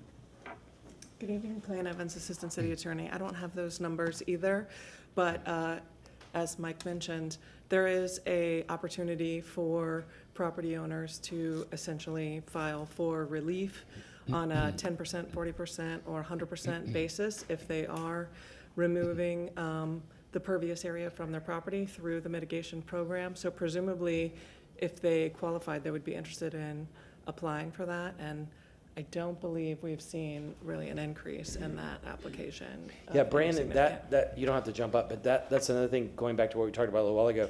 Maybe we could get together with, like, you and Abby and a couple other departments and talk about, how could we communicate to builders and others, if it put a permeable driveway in instead of an impermeable one, and your tax will be less, and you save the environment, you prevent flooding in your own yard in the street in front of you, right? So there's got to be some communication we could do. It might reduce the funding in the future, but it might also prevent us from having to put more infrastructure in the future too. Councilman Maniscalco. No, just to respond to Councilmember Carlson, I know there are several cases where people have either gotten that 10, 40%, or even 100%. So if they're retaining the stormwater on their property, I know there was at least one private individual with his home, and he fought and challenged the city, and he got 100% credit. You might know the story. Nice man. Or bigger projects where they have stormwater vaults, and I mean, there's certain parcels like near the airport. I think they get 100% credit off Dale Mabry, but they're retaining. I mean, they're once they're building something commercial, they're retaining their stormwater, so they're not burdening the system. Therefore, not just because it's impermeable or permeable, but they have the facilities to maintain the water. So I mean, trust me, I had to obsess over this stormwater project and vote and everything for the longest time. And there's other factors. So yeah, I mean, I know of several cases that, but again, good point in communicating that more, that there is an opportunity. Not people just think this is on my property tax bill and that's it. But if they know, hey, you can make these certain improvements, with more permeable surface or other measures, you can get this credit. So. Or we just say, go to Charlie Miranda's house and copy him. Yes, sir. Councilwoman Hurtak. Thank you. I think that's a good point about some credits, but I also think that the comment that you mentioned earlier about the individual who goes and knows the grate in front of his house is one of those that if he just rakes, more water comes through. I think there's a lot of people that don't know about things that are close to their homes, that they could, whether it be the inlet that's at their corner that takes in water and is overgrown with grass or things like that. I think there needs to be a little combination of that, because I know quite a few people would absolutely do that if they knew that it would help. But I think folks are afraid of touching that, or not knowing it can be something that they can help with, and I think that's a bigger conversation. Mr. Ray. That concludes my section, pending any questions. Councilman Maniscalco. No, real quick, another thing that I brought up back in 2016 was when we were paving roads, or the state was paving roads, or the county, as the asphalt grew, the storm inlets got smaller and smaller, specifically on Kennedy Boulevard. And I even did my own analysis of a brick street behind the Oxford Exchange. Brick Street, and then the stormwater opening was at its full capacity. But then you go onto Kennedy Boulevard, and because of the layers of asphalt, you couldn't even take, you know, like a plastic 7-Up bottle, because that's what it was. You couldn't even get it sideways into the drain. And I'm thinking, poor design is backing up the water. It's kind of like a clogged sink. You know, you have it full flow, but if there's gunk in the sink, whatever, it's gonna back up. You need to clear the sink. Again, maintenance and design. Yeah, and I think it's kind of it's something, again, I think we're gonna have to discuss about maintenance being the bigger projects and small maintenance that folks can do in their neighborhoods are definitely ways that they're gonna be able to help, because with 52 people, there's just, I don't see how we're gonna get every rate done. I am so glad you brought that up, because I was going to say that in my closeout when I was going to talk. As you looked at the staffing, I think the expectations of residents, this is a big, large geographical city, and a lot of neglected maintenance over the decades, not recent, but neglected maintenance, and 53 people trying to accomplish all of that task, it's almost insurmountable. Well, no, I mean, but I think it's one of those that we can all work together to do the things that we can do. Like, we can do the small things, but we need them to do the bigger things. You got your shovel and your rake? Oh, don't even, don't even. We have done our entire alley. Have you really? Oh yeah, no, our alley is where our stormwater goes. When we bought our house, in 2015, it was a very rainy summer, and we noticed that there was some standing water, and so I don't even remember how we did it. We put in a whole yard drainage system for, this is gonna sound like an astronomical amount of money, but it wasn't, $4,000, and now you can't touch a whole yard drainage system for even 4 times, 5 times that. So when it has a pump, and it pumps it out the water to the alley, but the problem is the alley was paved over multiple times. So we have actually, over time, dug it out, because it was it wasn't just pavement, it was then dirt that settled into the holes. So now we go out with weed whackers and mowers and blowers before every storm. We blow all the way down to where the water is supposed to go, several houses down. But yeah, we absolutely maintain that ourselves, because we know what happens, and our neighbor floods terribly. So we actually have our pipe that goes past their yard so that the water doesn't go into their yard, but it goes where it's supposed to go. I mean, neighbors do come up with ideas, but again, I think it's just the conversation we need to start having of what else can we all do to assist. Yeah, Councilman Carlson. Yeah, one thing is the discussion about the mitigation sounds expensive and complicated.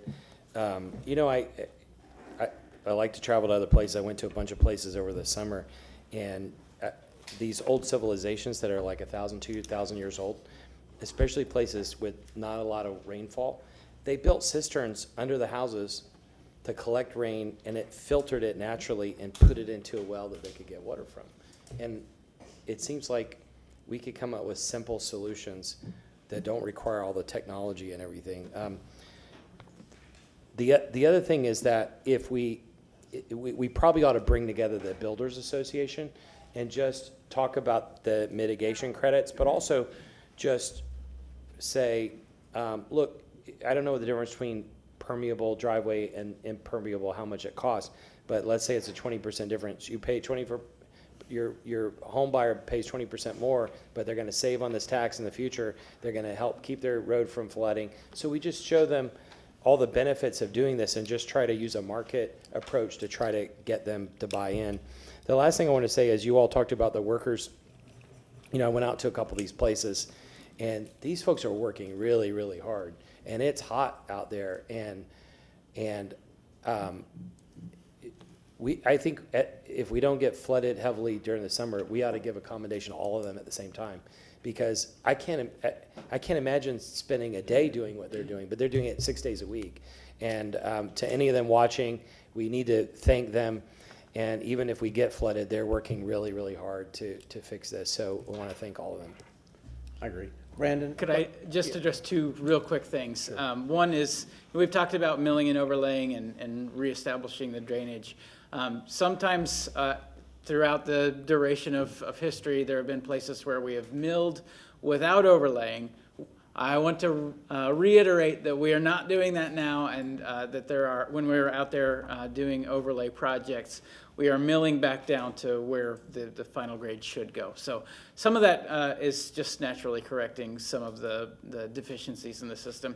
And then the other thing is, we are working, it's not quite ready, but we are working on an Adopt a Great program that does sort of create a scenario where a neighbor who has some interest in doing what the situation that you all had described is already doing, has that encouragement and has the backing of our city to continue doing that. I know that we're working with legal to try to make sure that all liability concerns are addressed and the like, but that is forthcoming. That was the first thing that popped in my head. It's not me, because I have a problematic grate on Bay Shore. I'm not going to stand on Bay Shore. It would be great. Yeah. Well, and we don't want people like popping the grate and digging down in there, that sort of thing. Yeah. So there's a limit to what we would want the community to do. But to the extent someone wants to help us, we certainly want to engage them. I'm going to skip you because this is addressed specifically to Councilwoman Hurtak. And I do appreciate that. And when you're ready, I will tell you this right now, neighborhood associations, you just pop that in, you have people go out to neighborhood associations. You are right, there are people that actually want to help. It's kind of something I feel we've gotten away from, and folks really do want to do the work, and people have been doing the work. But now we are such a litigious society, I suppose we do have to go through legal to do it, but that's the kind of stuff that if we could help, I know so many people would. I believe I've seen YouTube videos of somebody out there doing work. Councilman Carlson. Famous person. In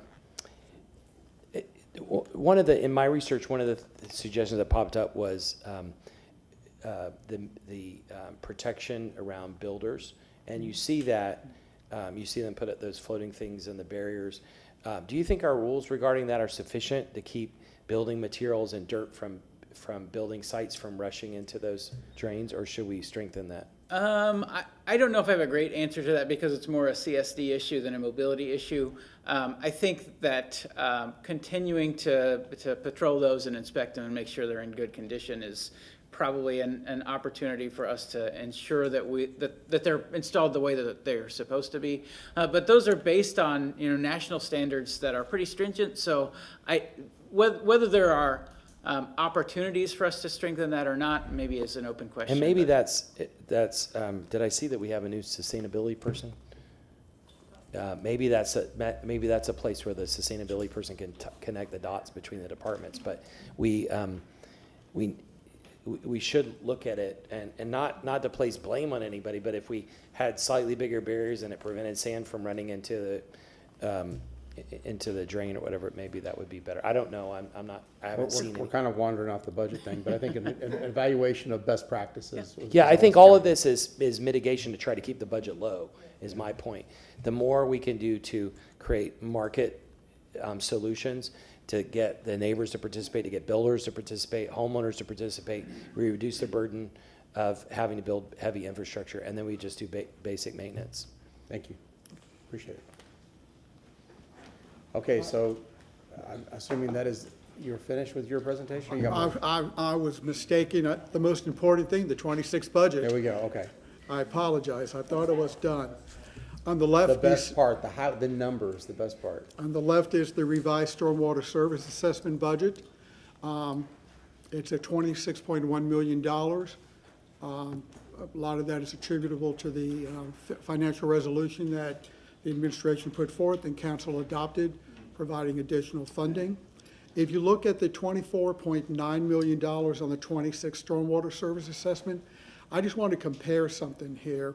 If you look at the personnel number in the 25, and you look at the personnel number in 26, we removed about $1.2 million of expenses in personnel out of stormwater and moved it into transportation. So if you right fit that, the 26 budget is actually equivalent to what we're doing in 26 point right now. So if you take 1.2 and add it to the 24.9, you get 26.1. And so the amended 25 budget is equivalent to the proposed 26 budget. Got it. Okay, everybody got that? Okay. And then the CIP, 5-year CIP, using the service assessment, the improvement assessment. We've highlighted the pump station resiliency upgrade program there, completing at the final 2 years of the funding. That equivalent to about $10 million over the next 2 years, 26 and 27. Councilman Carlson, you had a question? I do. I didn't just hit it, but I do. I'm very opposed to the South Tower project. Why is it just in 26 instead of on after that? Because that's all that's been approved so far. Because the funding thus far has been previously approved. Based on what we currently know is the expenses, that's what we need to round it on up. As we can imagine that if we need supplemental funding, we'll address that in the future. Yeah, just we have to remember that it's going to change all these numbers. If that goes forward, hopefully we'll kill it. Thank you. Or postpone it until it's correct. Thank you. And then next steps. All right, so we'll bring it home with these last two slides. So just to kind of summarize what we have done and what we are planning to do. Thank you to council. We have over the last 10 years or so invested more than $350 million in the stormwater system. We have $39 million in capital projects planned over the next 5 years. We have $3.3 million planned for new and replacement vehicles in 2026 and fiscal 2026. And then, as we've talked about earlier, and you all will continue to deliberate, the general fund subsidy on top of our assessment dollars has grown, and the current fiscal 26 budget number is $4 million. Our next steps, we've talked to you about some of these things, probably maybe all of these things prior to now, but I mentioned earlier this evening that we are updating our service plan in part in anticipation of regulatory changes, and we will be discussing with you all any opportunities we have for enhancements in terms of what our expected service levels are. Of course, if we're going to double our service that we perform, that comes with a doubling of the resources needed to perform it, or whatever scale that we, whatever increment thereof that we are contemplating. We are working on the watershed master plan, which will identify additional capital improvement projects needed for those individual watersheds that then we can go out and implement. We want to continue our community outreach and like we mentioned earlier, refining some of those tools that we put out for public consumption. We're revisiting technical standards to the extent that we can. Recent legislative changes on the state level have put in some guide rails on what we can and cannot do over what duration. And then, of course, continuing our interagency coordination. I know that there's been a lot of communication between us and Hillsborough County. It may go without saying, but water doesn't know jurisdictional boundaries, and so those places where the stormwater flows across those jurisdictional boundaries are of special need for us to continue working on and discussing with Hillsborough County. So I wanted to leave the presentation with one last reference slide for some of the tools that we've talked about tonight, a lot of the information that is available on the website, and then, of course, if we have additional questions beyond what we've discussed. Brandon, I just want to say, I think you did an outstanding job tonight with the presentation. Thank you. I mean, everything really outstanding. And I appreciate all of city staff for the presentation this morning and tonight. I think it kind of sets us and gives us some guidelines and framework, and I think it really is something that should be the standard for future budget workshops in the following fiscal years. So I think it really worked well. I like the way, again, and it provokes conversation. It reminds us of issues that we're dealing with. These are obviously very big issues, so it helps remind us and garner, provoke our questions. So thank you all. Thank you all the city staff people from this morning and tonight for doing what you did tonight. Councilman Carlson. Yeah, and I want to echo the same thing. Brandon, I've complimented you before. You have a great demeanor and a great way of building trust, I think, with the public. And I appreciate that because our constituents are the public. And when they call us to complain, then we pass that on to you all. So thank you to that, and thank you to everyone who presented tonight. Could you go back 2 slides? No, sorry, go forward 1. I was thinking, can we see that on the TV? I was thinking about this symbol earlier, and I was going to say, it sounds like a joke, but everybody knows not to put a fish down the drain. This sign, I think, doesn't fit the needs today. It sounds like a joke, but if you just look at it, it's a picture of fish. So your first reaction is, oh, don't put the fish in there. Or if you read it, if you take the chance to read it, say, okay, if I put something down here, it's going to affect a fish. But you may or may not care about a fish. So if it somehow says, if you put something down here, your street's going to flood, people maybe will wake up. And I don't know if there's cities that have a different. I like the symbol of the fish, but I don't know that it communicates as well as something that a sign that this is too complicated. But stop your street from flooding. Don't put anything down here, right? I mean, there should be some simple way to communicate that. The next thing is, you talked about the general fund. Is there when these 2 taxes were created, was there no escalator in it? Was there no inflation clause? So are they just static throughout? McLean maybe can talk to some more of the history. I know that it stepped up, but we are at the maximum amount on both of those assessments as enabled by that previous action. Thank you. Good evening, Council. McLean Evans, Assistant City Attorney. If you don't mind, may I take a couple minutes to explain the difference between a tax and assessment? It will help answer your question. We'd appreciate that. Thank you. Okay. So a tax is based on the valuation of something. For example, a property tax is based on a percentage of the property value. A sales tax is based on a percentage of what you're buying at the store. A special assessment is different. It's based on a special benefit provided to the properties to which are assessed. That's the first prong. And then the second prong is that then the funds must be fairly and equally distributed amongst those properties to provide that special benefit.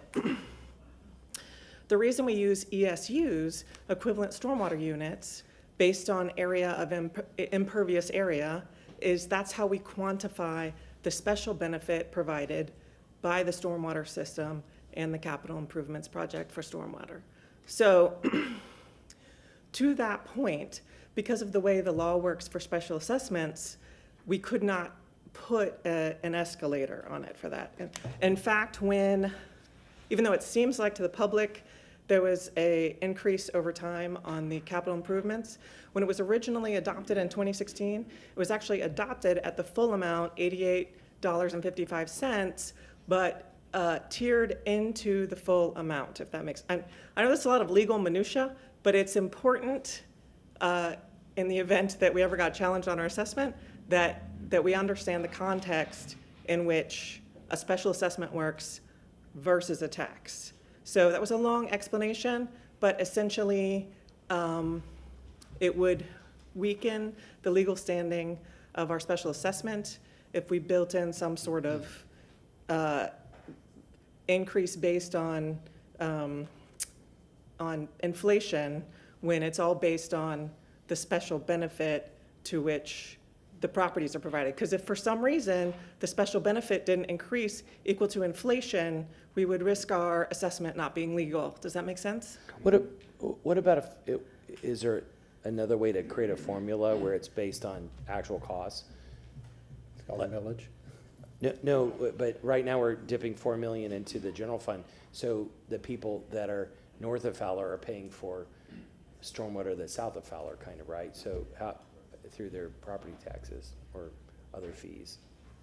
And just for the members of the public that may be watching, it makes it extra confusing because we bill our special assessment in order to take advantage of the most efficient, cost-efficient way of doing that through the tax collector's tax bill. There's a statute that says the uniform method of assessment, but just because it's on the tax bill doesn't mean it's a tax. But getting back to your question, Councilman Carlson, you're asking a lawyer to do math, which is not usually why we went to law school. But maybe we However, maybe we can talk about it offline. The point Okay. that I'm getting to is that if some council in the future or mayor proposes to increase it, maybe there's a formula, not just based on inflation, but based on actual cost or something that would follow it. But the next question is, back when it was approved, I remember the EBOR folks in particular were against it. How do we prove to them that they got their money's worth from it? So that you were saying that we have to provide a service in those areas that are being assessed. How do we somehow show the people in the areas that don't flood as much that they are getting a service? How do we prove that? if I could just answer the first question a little bit more completely.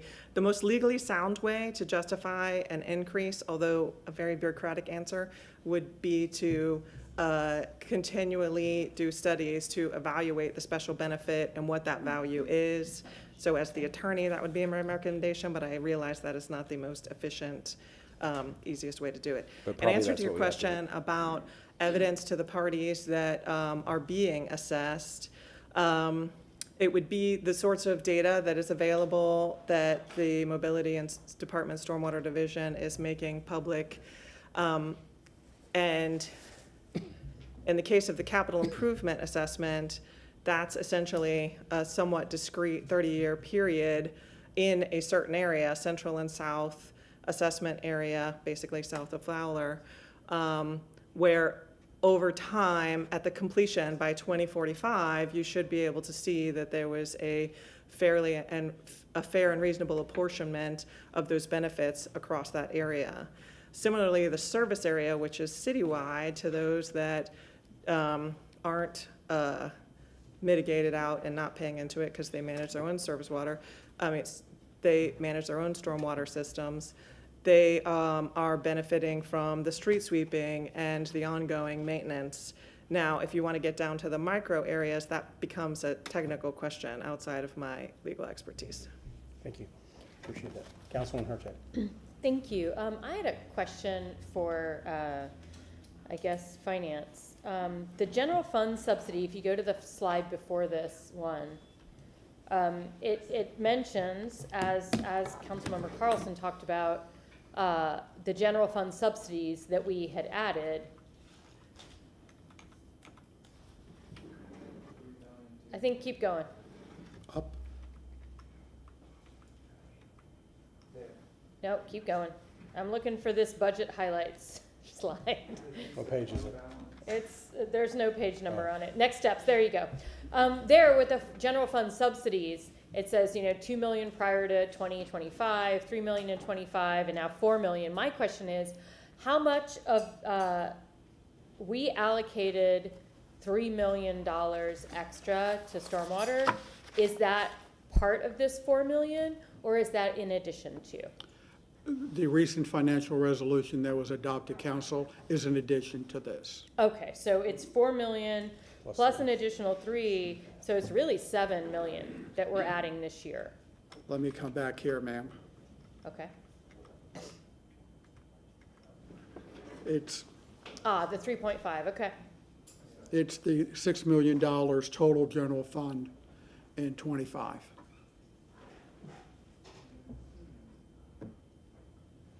That's what made up that $6 million. So the 6 million came from the 3 million, the 3.5 that we allocated this fiscal year? I think the adopted budget had 3 million. Then we did a $500,000 FinRes back early in the spring. Then I think we just did 2.5. 3. Was it 3? Okay. Yeah. So 3.5. So then that should be 6.5. Okay. So not 6, but 6.5.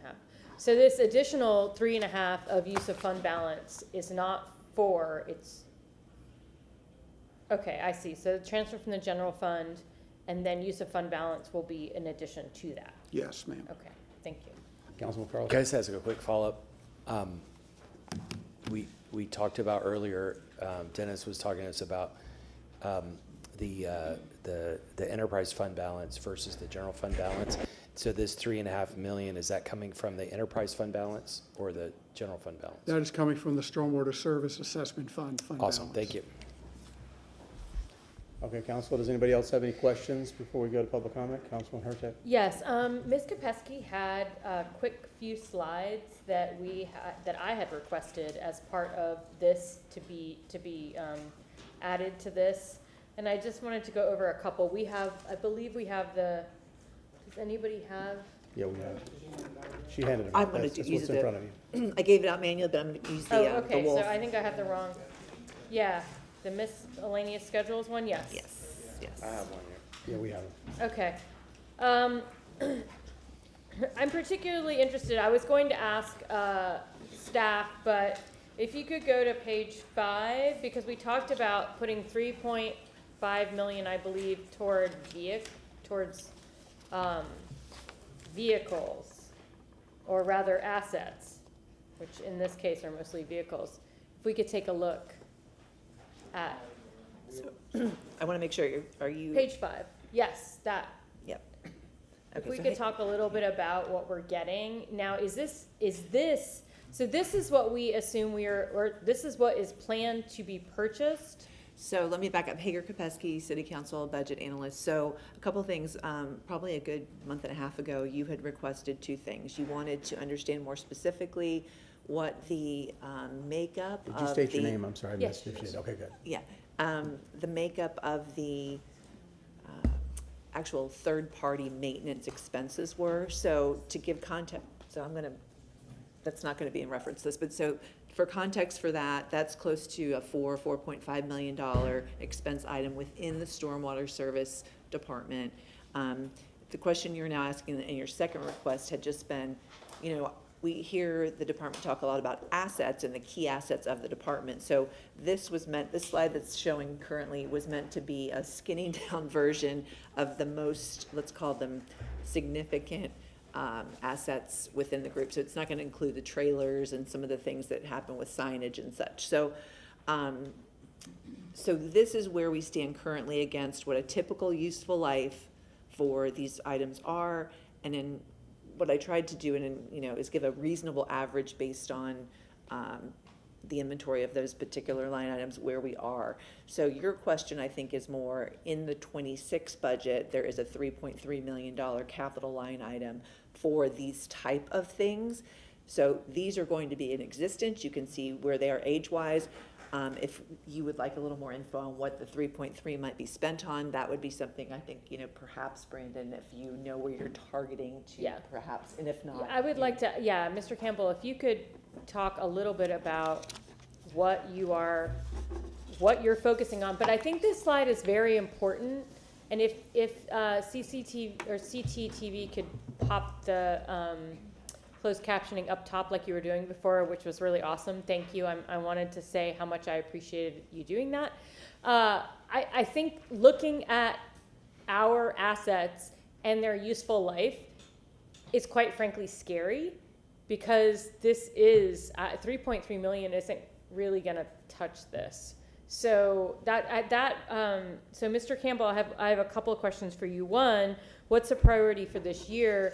And then 2, I know you're going to tell me it's part of that plan, but how long do you think it will take us, and what kind of money to get back to where we need to be in terms of useful life for these items? That's a complicated question that I might need to take a little bit more time to get you a comprehensive answer for. But I do have the list of equipment that we are planning to purchase with that 3.3, if that helps there. So we've got several trailers, 5 of them, mini wheeler, two Ford F-750 2-ton flatbeds, an F-450 TV truck, and then a vac truck. And if you could just very briefly, for my edification and for the public, what do you use these things for? I mean, the TV truck and the VATCon are pretty self-explanatory. I might actually ask Brian to come up and give a little bit more detailed answer than I can do off the cuff. Just so that we understand what you're doing with this. Brian Roger, Mobility Operations Manager. So the Kaiser is actually the spider excavator. Oh, okay, great. The 2-ton flatbed is just, it's a crew cab flatbed that has a dump bed that we just dump material into and use day to day. The mini wheelers are usually for ditch grading, so they're dump trucks, you know, all the material. And then trailers, most of those trailers are to haul our equipment around the city. Okay, thank you. That's what I thought, but again, it's nice to know like how these are all being used. So in your, don't go too far, just quickly. Good try, though. Good try. Yeah, if you take that off and go back to Ms. Kopesky's, so these are some of the assets. We see the average age and the useful life in years. This is a hard question because I don't know how. I assume that you have a prioritization about what you would need to fix and how quickly you need it. Where, with more money, what would you focus on next? Brian Roger, Mobility Operations Manager. So you've already approved a lease for 3 VACCons, which will prove to be help us be more efficient, and the equipment will stay up more frequently. So those vehicles the existing vehicles will phase out, the ones we own. So we won't have to replace those as you know, at all, because they're on a lease program. So, you know, the excavators, street sweep, it's all valuable equipment for us and to use, and each and every one of them, for the most part, are used every day. So we also have a bit of redundancy too for when vehicles do go down and are at fleet. I can say the useful life, we work with fleet all the time on, you know, getting their input on what makes sense, and then obviously when they get to that end of that useful life, fleet, and we work with them as well on replacement and funding for that. Yeah, I think that fleet maintenance is a critical element. Oh, to that. absolutely. Yeah. But at the same time, you know, right now they have 5 vac trucks because they count on 2 of them being down broken, at all times. So really, we're getting rid of 5, but really we're not going to have less utilization. We're just going to have 3 that work, and then when they don't work, they have to give us a loaner until that one's fixed. Correct. Which is the beauty of the rental. Okay, well, I appreciate that. Thank you. I'll let others. Councilman Carlson. The slides that Councilmember Hurtak just had, page 3, stormwater service performance targets. I just wonder, just hypothetically, Brandon or somebody, if Ms. Kopesky, do you have that? Actually, just so they can. So if almost everything is on a 7-year or 5-year cycle, if a federal or state grant or something suddenly dropped in our laps, how much would it cost to catch up quickly? Like we would obviously have to outsource it, but if out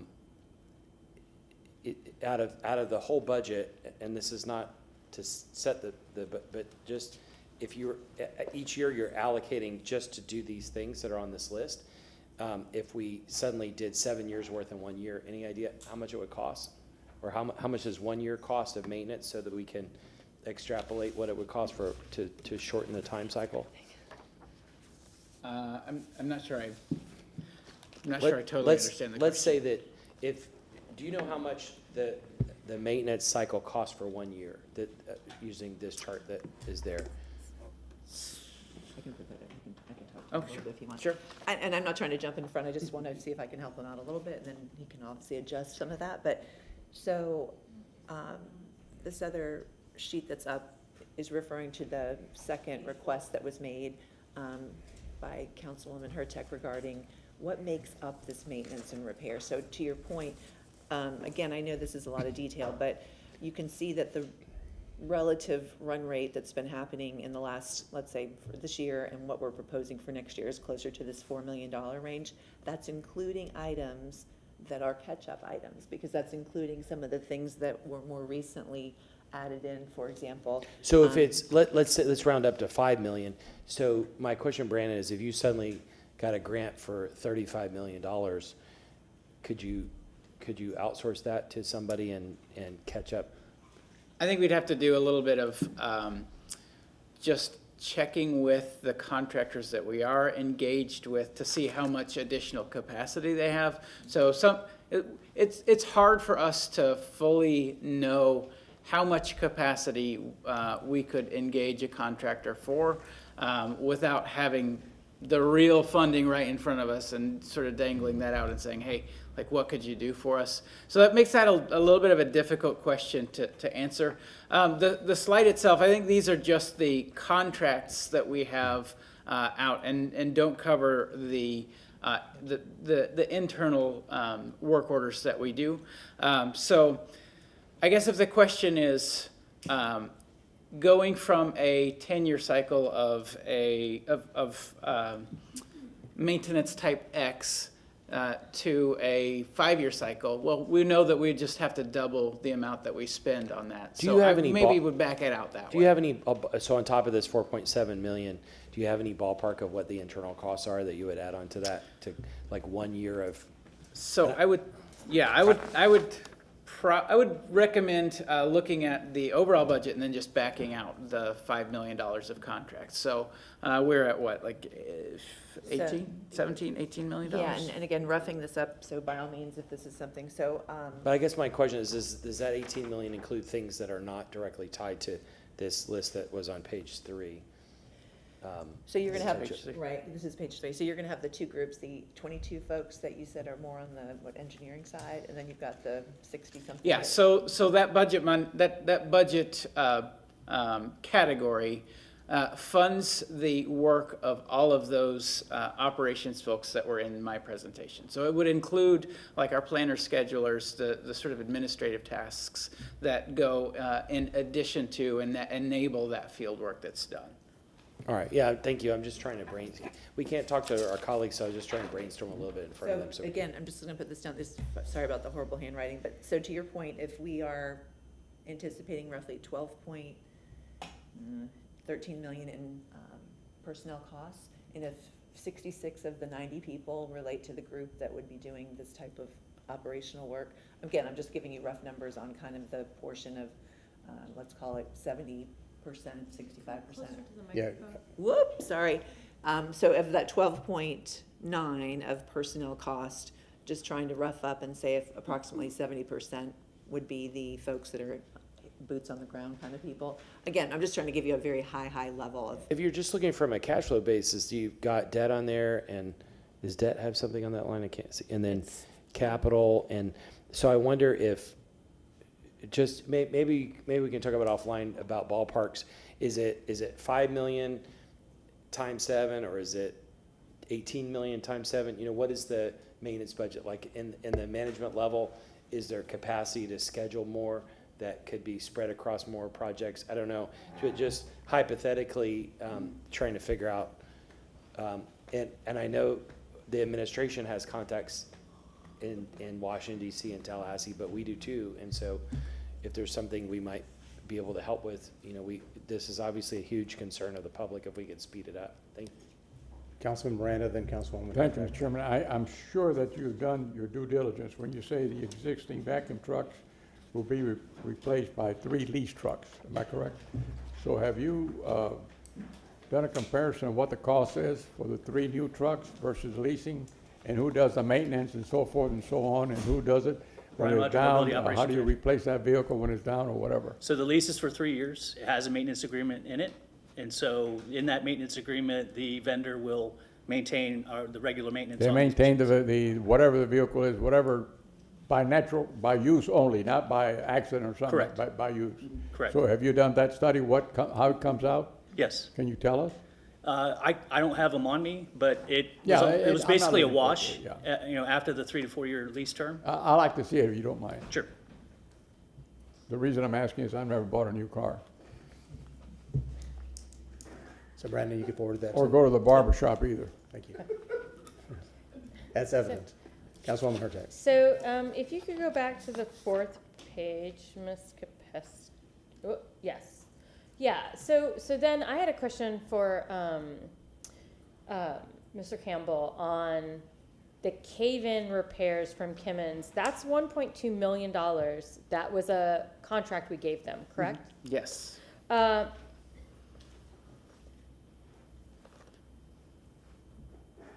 So, like, for that 1.2 million, what will that get us? How far behind were we? Will we catch up? Because cave-ins are a little different. So can you talk to us about, like, are we going to get to, like, net zero? Are we still going to be behind? How are we on specifically on the cave-ins from this Kimmons contract? So we can reevaluate as they get closer to the end of that contract. As I've mentioned to you all in our monthly stormwater maintenance reports, we are continuing to do some of those. I think the month before last, it was like 50-50. They did about the same number as we did. And then last month, they did more than we did. So we're sort of load balancing between how much they can accomplish and how much our internal teams can accomplish. As we get to the end of that contract, we'll reevaluate and see, are we caught up? Can we catch up with just our in-house forces?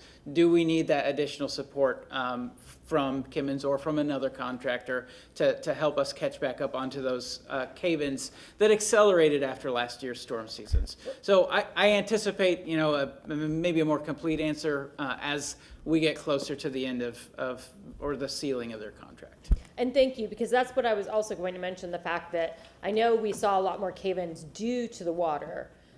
So is that something that we can sort of project now, knowing that if we get some more storms, that's something that we need to budget for? I think that's a fair statement. I mean, I think with larger storms, we'll see a similar reaction with the system. As we fix some of the larger systemic issues and replace some of the systems, that should come down. Thank you. Does council have any other questions before we go to public comment? Okay, hearing no other questions, we will transition to public comment. If you wish to speak, you're welcome to come up one at a time, or you can line up to the line and we'll call them off the wall. We do not have any online registered speakers. We miss you, Michael Randolph, if you're listening. So, here, I can just get mine.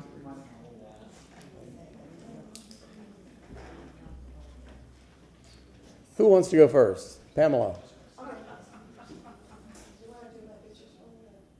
Hey, Steve. Come on, I'm gonna wake you up. Don't encourage him. Don't encourage Steve. Start with your name, please. I'm not ready yet. Yeah, he's gonna do photos. Photos. Oh, okay. I'm gonna be your valet. Right there. Okay, so hold off on the timer. I just got a little paper, one for each, so you understand what I'm talking about. If you pass it out for me, I appreciate it.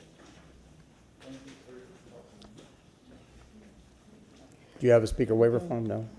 You know what to do. You know what I'm gonna be talking about. Tell me when you're ready and we'll start the timer. Okay. I think I'm ready. Okay. Go. My name is Pam Canella. Okay. Our stormwater assessment fees need to be spent on stormwater maintenance. Priority needs to be on cleaning. You don't need to put yet. All the stormwater drains, ditches, and ponds. Cleaning, maintenance, and repair requires the city to stop wasteful spending and put needs before wants. The Howard Flood Relief Project, not yet, is not the best solution for flood control for Palmacia Pines.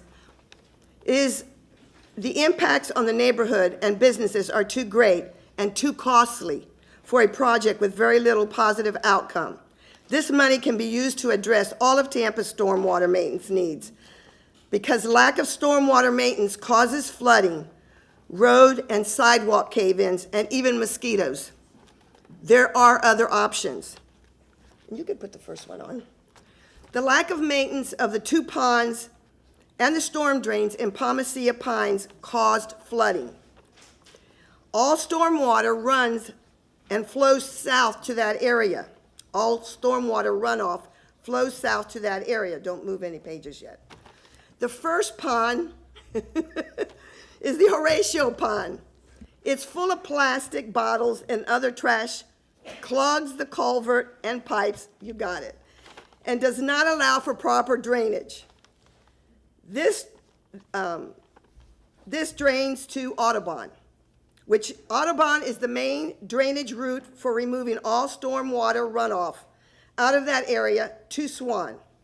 And although it recently was cleaned, it still has asphalt in the drains. The second pond is the hospital pond. This pond has never been cleaned. It is located under the parking lot. Anytime. This pond requires a pump station to remove the water out of that pond and travels out to West Shore to the outfall. This pond has a filter that has not been cleaned, ever. It's full of bottles and trash. I am perfectly sure this pump is a major factor in flooding. If you need something to work, you have to clean and maintain it. The existing drainage system along the expressway is another area of neglect that hasn't worked for years. A new storm drain system is being designed by the expressway in preparation for the expansion.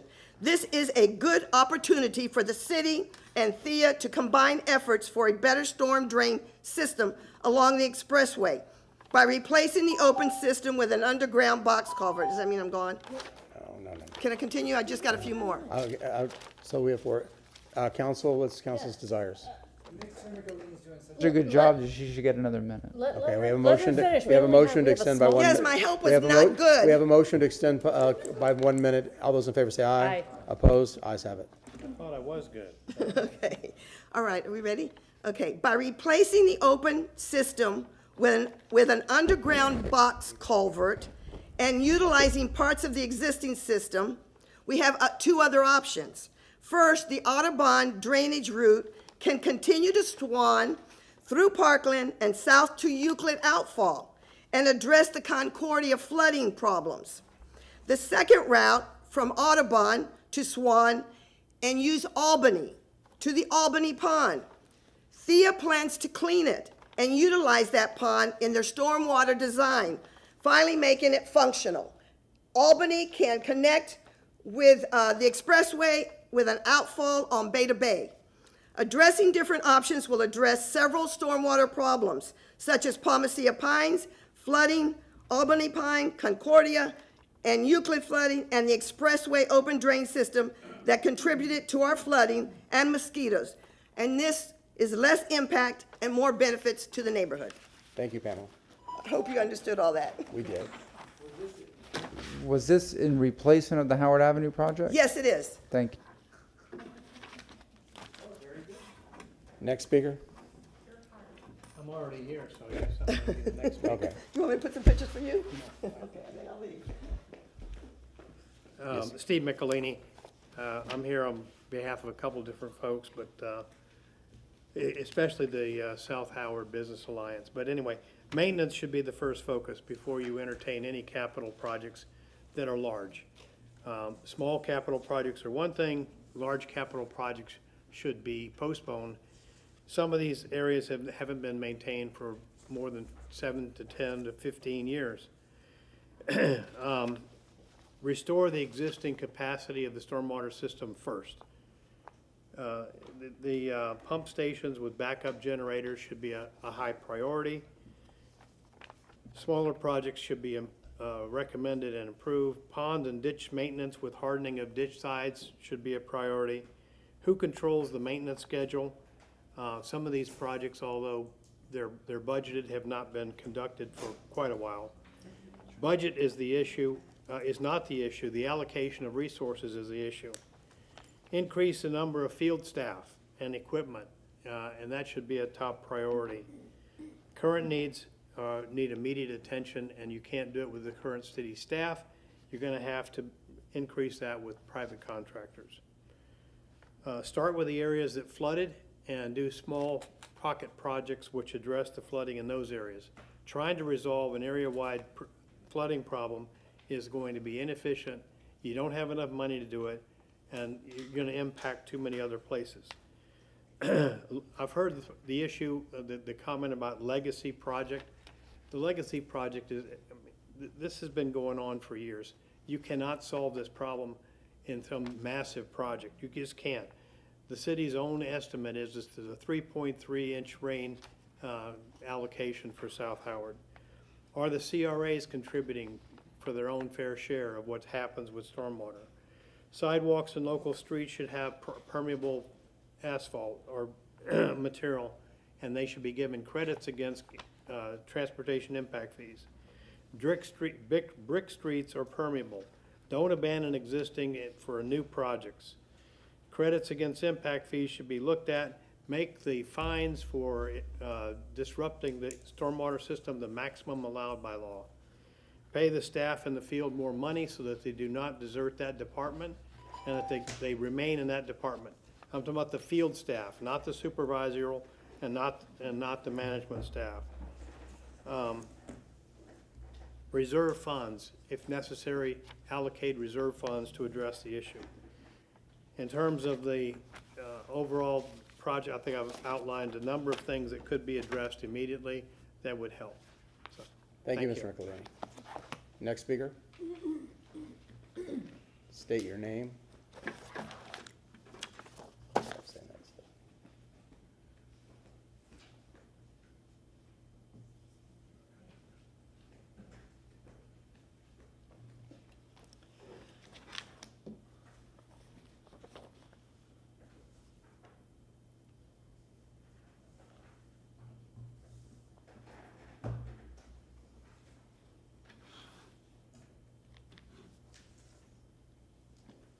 Is this pause for dramatic effect? I'm waiting for y'all to get my paper so you know what you're looking at. Go. I took the information from Stephanie Pointer. I took the information from this monthly stormwater thing, and I didn't even know I had it until Friday. It fell out of something in my bag. But anyway, I took the information from this and I put it in this spreadsheet because I like to see all the numbers together. They just make me happy when they're together. Is it too high? Okay, so I had some questions. We had 313 trees in ditches in the last year. I thought that was interesting. One of the most interesting things on this sheet to me was that every quarter there was all 13 pumping stations were serviced, but only one of these 4 quarters did they actually record how many hours they spent servicing them, which makes me question it. The other thing is, and it's not on this sheet because I took it off because it said 126 ponds cleaned every quarter. So I thought, oh, there's 126 ponds, they clean them every quarter. But yet this spreadsheet that Stormwater presented today said that there's 148 ponds. Something I would like to know about, has the Stormwater Department ever gotten this information to the county? Because this is the thing that they handed out from the stormwater meeting for the county at Jam Platte, and they had none of this information. Do we have the data, and has it been given? And I'd love to see it. Okay, we did this last year too. Okay, so last year I came up here and I said, oh, there's 104, 105 people in the stormwater department, and then we found some of them. But we've evidently found more because this number says 62 plus 22, which is 84 in my world. Okay, but Stephanie Pointer loves to count. I went through these, and there's 95 people on the list for stormwater. So which is it? 84, 95? And see, we took that almost $1 million worth of head count out of there from last year. I don't even know where I got this PowerPoint from. So I have all kinds of questions. One, I would like to point out something that I've forgotten a million times. These guys who are coming and cleaning out ditches are not carrying off their yard waste. They do not carry off palm fronds. They do not carry off tree trunks. I watched them put some on Robinson's property a couple weeks ago. But I don't have all the time in the world. Parades are not about the money. They are about the manpower. They are about somebody not doing the stormwater. Why are there no grants available this year? If you look at that little timeline, there's no grants. There's no grant page in our budgets. The policy, the schedules of revenue and expenses only has one stormwater sheet this year. Maybe it's changed since I said something about it the other day, but I don't know. And then, let's see. Oh, and here's another question. I have a concern about what Ms. Evans just told us, that we have to be equitable in the distribution. Servicing 23 houses with the Howard Stormwater Project is not equitable to everybody else who lives in South Tampa. Thank you, Ms. Pointer. Next speaker. My name is Michelle Mastro-Tataro. I'm here today to try to understand what I can't understand. What? Speak up, please. Oh, I'm trying to make understanding of all this because what I see, I have not seen a truck in my area. I have not seen no help. I'm just going to show you some footages of how the water drains in the area, and it's coming. It got rerouted in 2022. So where the apartments were, they rerouted it now to the middle of my preserve. Well, not my preserve, but to the preserve. But watch the preserve. You'll see nothing to the left, and it's going in on an angle now. Now it's destroying the park. On top of destroying the park, they're saying the park is the issue when the park never had an issue. And they're just ruining everything. They have my front yard, it's becoming a pool. I mean, I can't, this is what Tappan Park looks like now. This is the street where my neighbor is. This is where and look at Prescott, all the rows are piling up. That's that's the preserve, Tappan Park. I mean, the water just keeps filling and they're not coming and helping. So this is a projector of what the future is gonna look like. And my house is right here. And if you see, it's water right in front of the house. And so how did this happen? Water has never been in the preserve. The preserve used to look like this. So I'm just trying to make sense of what is going on and why is there nothing being done in the area. And furthermore, they put a new pipe secretly in 2022 to revert the pipes. So it goes, so this is exactly what the apartment should have looked like, the West Shore point on the points. And this is what they did. I don't know if you see a big difference. I see a lot of concrete. From this to this. What a difference. So this was during the pandemic when stuff was overlooked. And I just want to show you. Prescott is getting ripped up where the apartments are. Again, the road is falling apart where the driveway is. Everything is collapsing.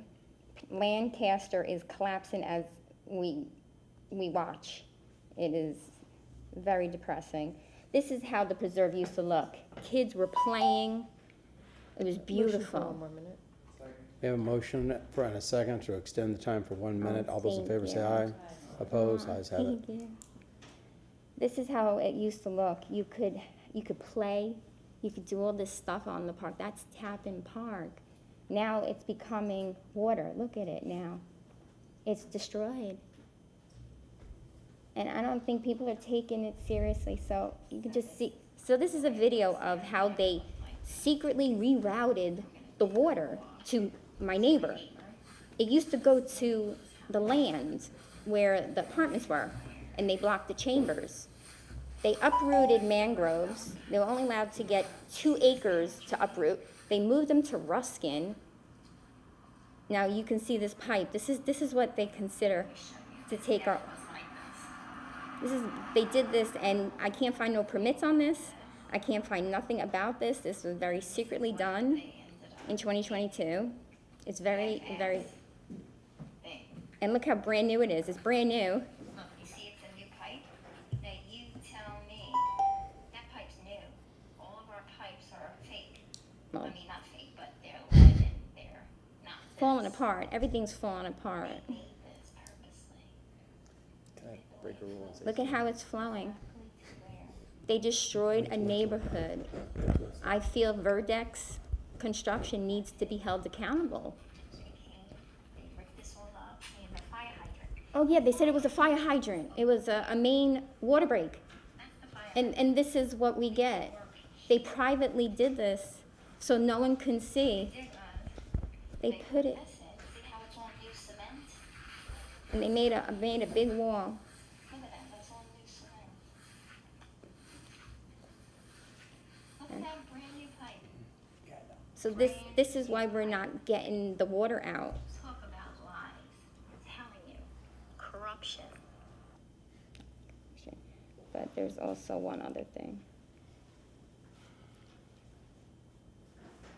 Okay, they did not pick up your name at the beginning. Could you please restate your Oh, name? it's Michelle Mastro Totera. I just wanted to show you the apartments. I actually had attained access into the apartments, and the apartments are overflowed with a whole bunch of debris, and these are their retention pond. I counted one retention pond along the tracks. And then there's one directly in the middle. Thank you, Michelle. A couple council members have some questions for you. Councilman Carlson. No, just a Yes. question for staff. She's been before us many times. I'm surprised she's able to speak because the family illnesses and things. I tried not to bring that up. But is there somebody? Can we put she's had conversations with the mayor. She's had conversations with staff. Jean Duncan. And everybody's been friendly, I think. But we haven't been able to find any kind of solution. Is it possible that somebody could just take her on as a project? I had someone tell me. Jeff's standing up, he might have an answer. But let me say this real fast too before you speak, is that I think I came to your house the day after the storm. Yes, you did. And but it's not just her house, all the houses on that street and the street behind and the street behind were all flooded. All flooded. And so it's 24 families had left. Jeff's, do you have something, an answer? Thank you. Yes, Jeff DeBosier, Stormwater Engineering. I did talk to Michelle last Friday and told her that I'm looking into the apartment complex across the street from her, and we're looking into the permitting and all, and just confirming And that. they can't even do You know, we've done survey. we've done a broad brush review already, and it seems like everything's in place, but we're going to do a deeper dive and understand what's going on over there. But Yeah, thank you so much. And the second part of it was storm surge, which we haven't talked about when you talk about it later. And I know, I wonder if that area could be a beta test for some storm surge solution. I know in places where there's tsunamis, like in Japan and Hawaii, they put concrete barriers in the water to try to stop the speed or force of the waves. I wonder if there's something that they can do farther out before the water hits that area. And I'm not asking for a solution right now, but that area is really prone to flooding, but also to the huge, it was an 8-foot wave that came all the way across and hit you all.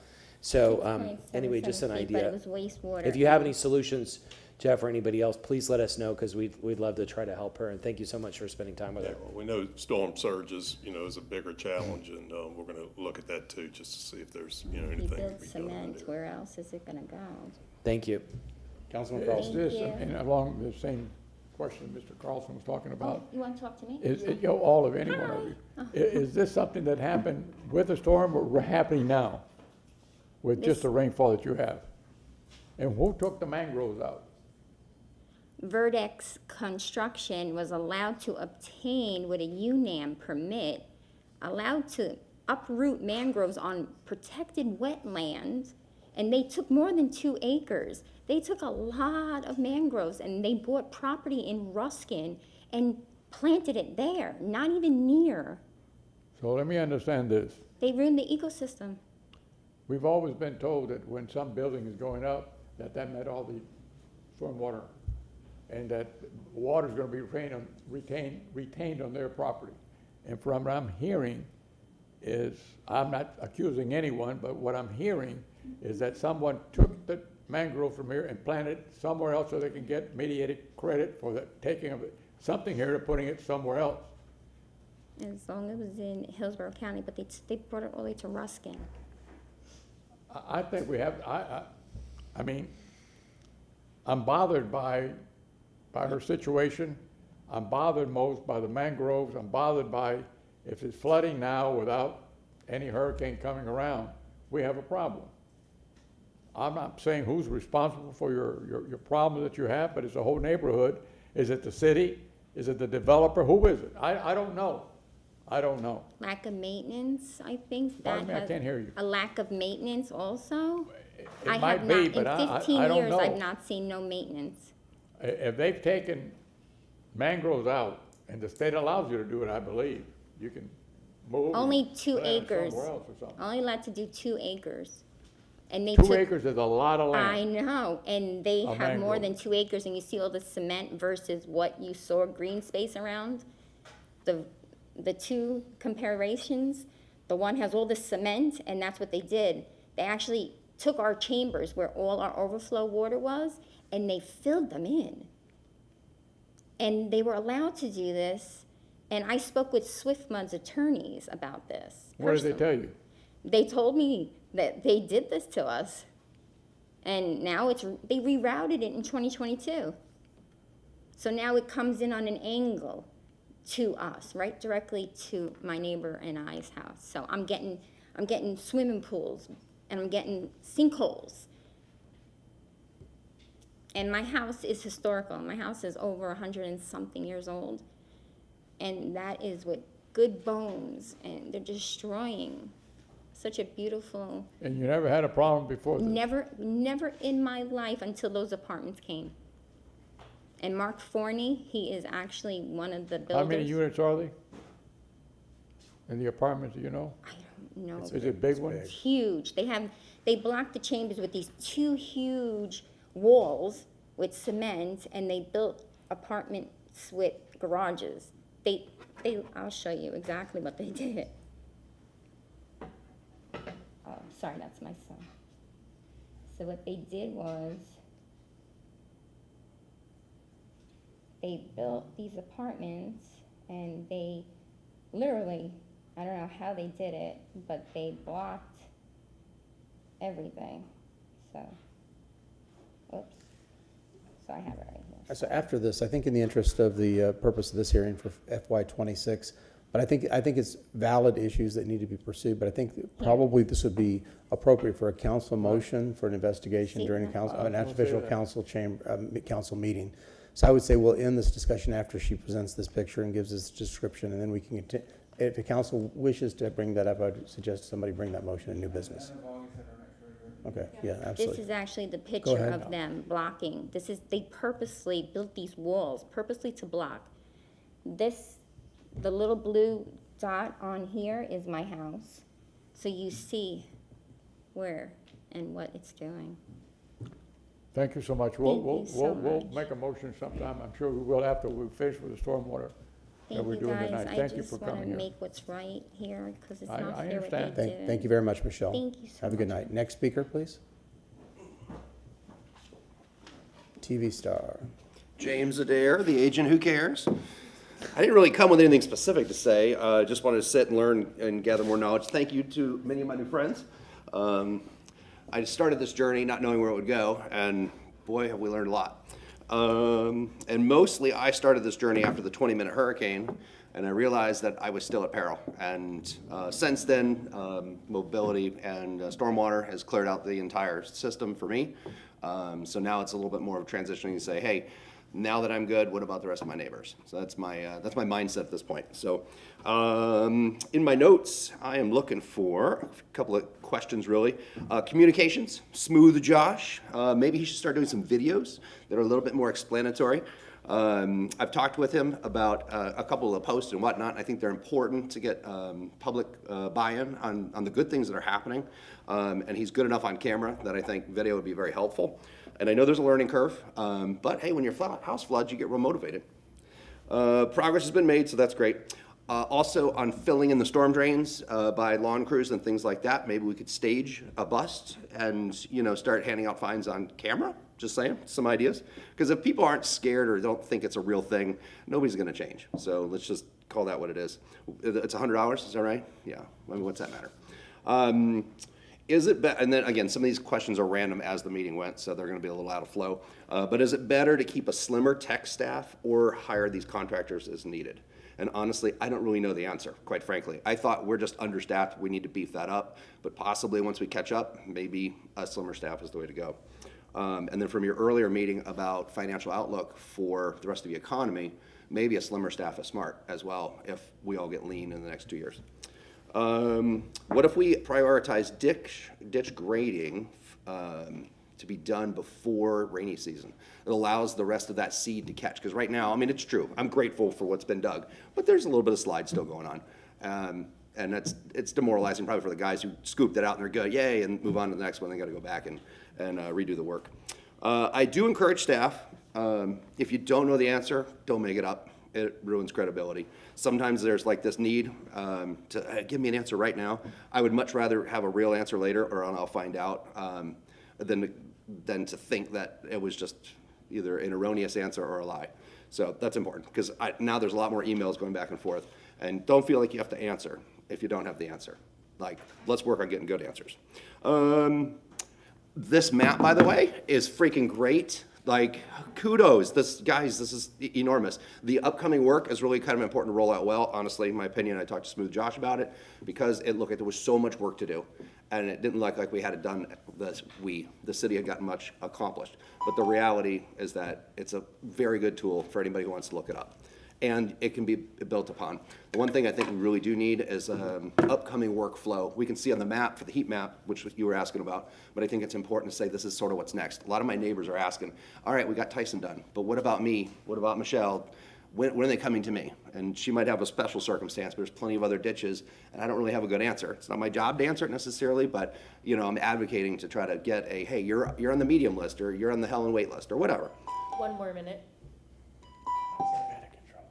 Councilwoman Hurtak has a motion, Councilman Carlson has a second. All those in favor say aye. Opposed? Thank you. With Michelle's situation, I was sitting there brainstorming it out. If you check the builder's credit on whether or not they're paying stormwater, we can probably find out if there's 100% or not on their mitigation. And then you'll find out if their drainage pond is even remotely adequate. It's not. When she's talked to me about it, I pulled some aerial maps, and that's a very small pond. Even the fish would feel cramped. Also, I appreciate all the hands on deck that's been going on. Jonathan, I don't know if any of you guys talk to him on the regular, but he's been crushing it out there. He's a phenomenal grader. And yeah, I don't think he has to work 6 days a week, but I appreciate that there's scheduling issues, because who's going to take the next day off? But we've got to figure out a way to not burn these guys out, because we want to keep them in the department. So thank you guys. I appreciate it. And staff as well. Thank you so much. Thanks. Can I ask one quick? Yeah, sure. Councilman Carlson, Can I ask one quick, before you run away, can I ask one question? So there's this discussion we've been having with the administration about infrastructure versus maintenance. Do you think that maintenance was important to protecting your house, and do you think it would be important to protecting your neighbors? Yeah, so, and here's the thing, when we have these conversations, the city, I'll just say collectively, right? There's no way to prepare for the storm, and I get it, but we didn't have a chance. And then my drains were actually cleared out after the storm, and they refilled up 3/4 of the way in this 1 year, right? So I know that we have a collection problem in my particular area, but these big improvement projects are good in some ways, that they alleviate, the Neptune Publix. That was horrific. It's great that it's fixed. It serves the whole community. But if we're not maintaining what we've got, I mean, when we're removing this many trees, these are planted trees. These aren't fallen trees, right? Like, we need this maintenance. I just came into the awareness that we are essentially looking at a $15 million budget and a $24 million budget. I had no idea the volume of money, but we only have $4 million in projects after we're paying debt service. The rest of that money's already gone. It's not interest. It's the rest of the debt service and what we paid. So we got to figure out a way to come up with more money to service some of these projects and make sure the projects are meaningful. But right now we got $15 million, regular budget to do this maintenance stuff. And so really the questions, I think probably staff is coming up with solutions now, is saying, hey, we need more contractors to do this, because we don't have enough staff that are qualified to run the backhoes, the crews to wait in the trucks. Like, how all that works is like a whole set of issues that go away if you could hire people temporarily.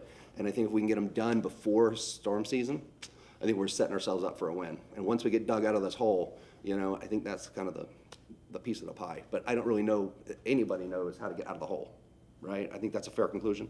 Thank you. Like when that time is. Appreciate it. Thanks. Appreciate it. Annalise? Gosh, you call my name, it's right up here. Thank you. Annalise Meyer, Parkland Estates Historic Preservation. I want to thank staff for being on everything now since the hurricanes. It's unfortunate that all of this has come upon us, all this scrutiny since the hurricanes, and we haven't been doing a very good job. Okay. Again, I'm going to thank staff before I go into all this because I know you work hard and I think you are underfunded. Well, no, I know you're underfunded. I want to direct City Council's attention back to some audits. Specifically, an audit done last year on the bridge and stormwater pump maintenance. No formal SOP manual for job activities, standard operating procedures. No comprehensive preventative maintenance program. Maintenance records are not being kept. Inspection checklists are not being performed, and quality review notes are not being tracked and recorded. That is just the pump stations. I'm not even going to bring up the paving audit. They're all under what category? Mobility. You have got to take all the enterprise funds away from mobility. They don't belong there. You're commingling so many things together. You cannot follow the salaries. From 2019, you can't follow anything. Stephanie brought up an excellent point about how many people in this department, how many people in that department. I started looking at the salaries. You're aware I posted something on Nextdoor, and boy, it generated so many comments. Unreal. We pay very good salaries in this city. Why aren't we getting the top quality candidates in these positions? And on that note, Mr. Shelby, you should be earning $20,000 more because you earn $20,000 less than the attorney 2, the highest paid attorney 2. So y'all need to look at that because you protect this board very well. Now back to stormwater. Okay, the last director kept mentioning business plan, business plan. It won't be done till December or January. Why are we even talking about South Howard flood and things like that? We don't even have a business plan yet. Basin study, Elia Raj got up here from Applied Scientists. He is not finished with his basin study until January or February. Watersheds do change. You put up an apartment complex, a watershed changes. So how are you pouring all these millions of dollars into South Howard? I won't go more on South Howard. Did the enterprise? Okay, the stormwater assessment. There's 2 taxes. They keep lumping them all kind of together. Each tax brings in about $13 million a year. Did you look at how much salaries were? $13 million. Hello? Hello, hello, hello. Something is not right here. Also, the city changed every website, everything on the website in relation to the stormwater taxes. One more minute. Thank you so We much. have a motion for an extra minute, second from Councilman Carlson. All those in favor say aye. Opposed? Ayes have it. Every page dedicated to stormwater assessment was changed in March or April of this year. You know, the website tracks all that. I thought that was very interesting to note. All right, let's see. Let's go back to what is owned and what is rented on all of our equipment. I'm still confused. I've heard we only had 2 sweepers. I heard we rent them all. I want to know what's owned and what's rented. That was not there. It just listed all these trucks. You have 43 personnel out in the field. We've got 80-some trucks. Something's not right. I know that managers have to go out into trucks and check on things. All right, let's talk about some other things here. Yellow-lined properties. Nobody knew they lived in a yellow-lined property. Why isn't that on a deed? People need to be aware they're in a yellow-lined property. That's the properties that can flood. Many of my neighbors did not know it. I did not know it was adjacent to my property. I did not flood. Why did I not flood? Because I have a tropical backyard and I also have a French drain. Building permits, my last item here. So our building sites, recently they came and they dug out some of the pipes, the stormwater pipes in Parkland, and they found chunks of concrete, other things, building debris. How did that get in there? Our building sites are a mess. And why aren't our building inspectors going after our builders and finding them for keeping their projects in a mess? How does concrete get into a stormwater drain? Many different ways. Trucks going by, everything. Thank you very much. Thank you so much, everybody. Thank you for all your hard work. Again, thank you, staff, everybody. I appreciate you. Anybody else for public comment? I have a couple of questions for staff. 3 questions, actually.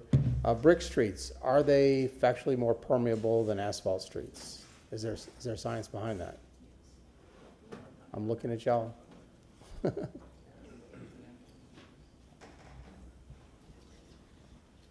Jeff DeBosier again.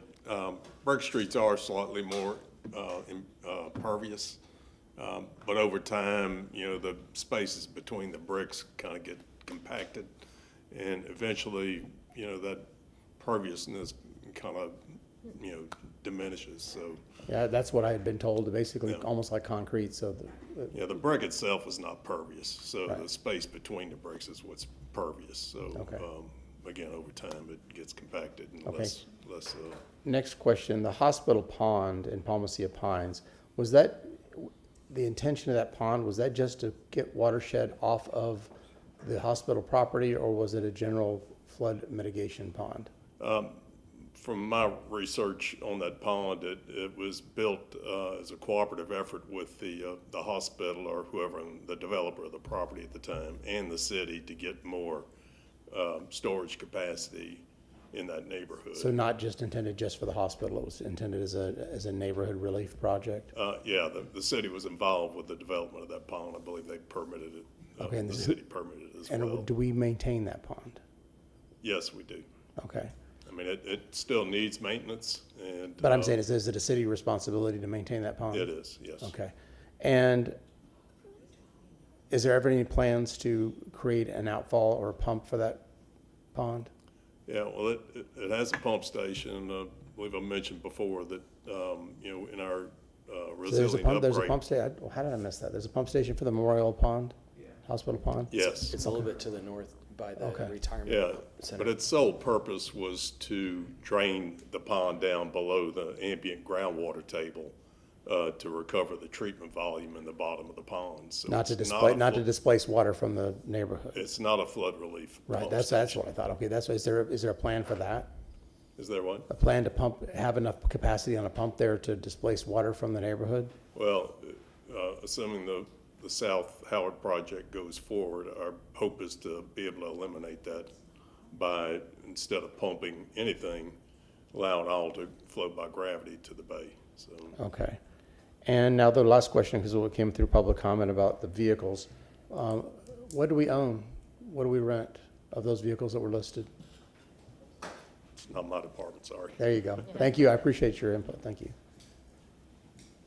Brian Roger, Mobility Operations Manager. It's a combination. We lease our sweepers, but we own pretty much everything else. Okay. And now we're leasing the vacuum. Yes, and soon to be releasing 3 VACONs. So we lease all the sweepers? Yes. Okay, very good. Okay, Councilwoman Hurtak. Thank you. I believe this might be a question for McLean, or I'm sorry, Ms. Evans. I think this might be a question for you. Where we had a lot of folks here talking today about maintenance versus capital expenditures and how we need to spend more on maintenance. But from my understanding of your earlier explanation, the two assessments are different. One is solely for maintenance and one is for capital. Did I understand your explanation correctly? McLean Evans, Assistant City Attorney. Yes, with one exception. The two funds are legally distinct. The stormwater service assessment is slightly broader in the sense that the establishment of that assessment calls it specifically, let me reference my notes. It was established for the provision of stormwater management services. So that can include things like engineering planning for those services. So it's a little bit broader than just cleaning ditches. But yes, you are correct. You can't commingle the funds from the two assessments without potentially violating the law. And so, because folks have talked about maintenance, what kinds of projects can be done with capital? Do they have to be large scale projects, or can they be smaller scale projects? I would have to go back and delve into the exact wording of the original establishment of the capital improvement assessment in 2016 to be able to answer that correctly. Okay. Off the top of my head, I don't think it's quite that specific. Okay. There was a capital improvements list of proposed projects and general areas with dots on a map of smaller areas of improvement attached, as I recall. But in order to make sure I give you the most accurate answer possible, if I could, may I get back to you on that? Okay, I also saw Mr. Awad in the back. He may have an answer for me. Is that? I have the answer. I think, Oh. sorry, Alex Awad, Stormwater Management. As you know, the 300 million that was discussed earlier, that was not just Henderson, Del Mabry, Southeast Seminole Heights, North Tampa Closed Basin, or Cypress Street. That was also including other smaller CIP projects that we did within that 5-10 year period, so. Okay, yeah. Thank you, thank you. It was a super long list. I have the original paperwork, I think, and it was like Neptune Lagoon. Ah. But then, you know, we fixed Henderson and Del Mabry, so a bigger thing. Then there was, because I remember Annalise telling me about Morrison. She goes, if you don't support this, my neighborhood's going to be mad. And that was on that list. And yeah, and I can tell you a whole hour-long story. Okay, and so Ms. Lee, it looks like you got up as well. So is there, do we still have availability in the capital project to do some of this smaller work? Okay, so this is as what, you have seen, we have increased investment for our rehab program, for our pipes, for our ditches, and also the box covers. And those are efforts that beyond the maintenance can handle. For example, like the ditches, you see sometimes there are some small erosion problems we can fix through the regular maintenance, but once the things getting worse and it's even beyond the maintenance can handle, that's why earlier this year you approved a 2-ditch rehab contract, the 43rd Street, and also there's another one. This kind of projects, and we have increased our investment on fixing that. That's the rehab, and also you see the highlights here. We are establishing a formal pump station program, including the initial investment for adding the permanent generators and the other enhancement, and coming back 2-3 years for another enhancement in 2030. That's sort of things we are enhancing our rehab programs citywide.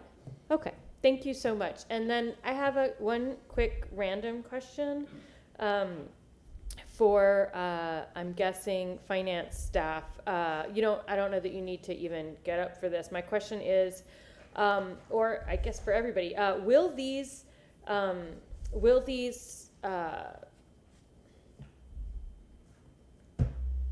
sorry, it's late. Will this packet be available online for the public to look at? Yes, it will be posted on OnBase tomorrow. Okay, so this will be on OnBase tomorrow. Will Ms. Kopesky's version as well be on OnBase tomorrow? Okay, great. And then from earlier today and from last week, those will also be on OnBase. Okay, thank you so much. I just wanted to make sure that that was available for the public who's watching tonight. Thank you, Councilwoman Hurtak. Councilman Miranda, did you wish to speak? No, I'm sorry. Councilman Carlson. I wanted to ask either Jeff or Yuan, in what's called Palmacia Pines. I visited the day after the storms. I think I was the first city person in there because I called Vic and chief of staff from my car and told them about the flooding that had happened there. And I walked into people's houses, I walked around the neighborhood, and then 2 of the neighbors got in my car and we drove around. One of the things we saw was ditches that looked like they needed to be dredged. Number 2, we saw that the ditches were full of debris from the previous storm, so that could have added to things. There's not only the retention pond by the doctor's offices that apparently hasn't been well maintained, but there's another retention pond. There's also a parking lot which potentially could be a retention pond if we needed it to buy it. We also heard about how Ashley Street had just been resurfaced. And I mean, this is a place that's at an flood zone, and they had like 18 inches of rain or flooding, which they had not had before. One of the things I saw is by the retirement center there was a pump station that looked like it was not operating, that it looked like it was being maintained. It looked like there was some kind of maintenance going on. Do you all know if that pump was, we talked about what it's for a minute ago, but do you all know if that pump was operational during those storms, or was it being repaired for some reason? And I wonder what impact that would have had.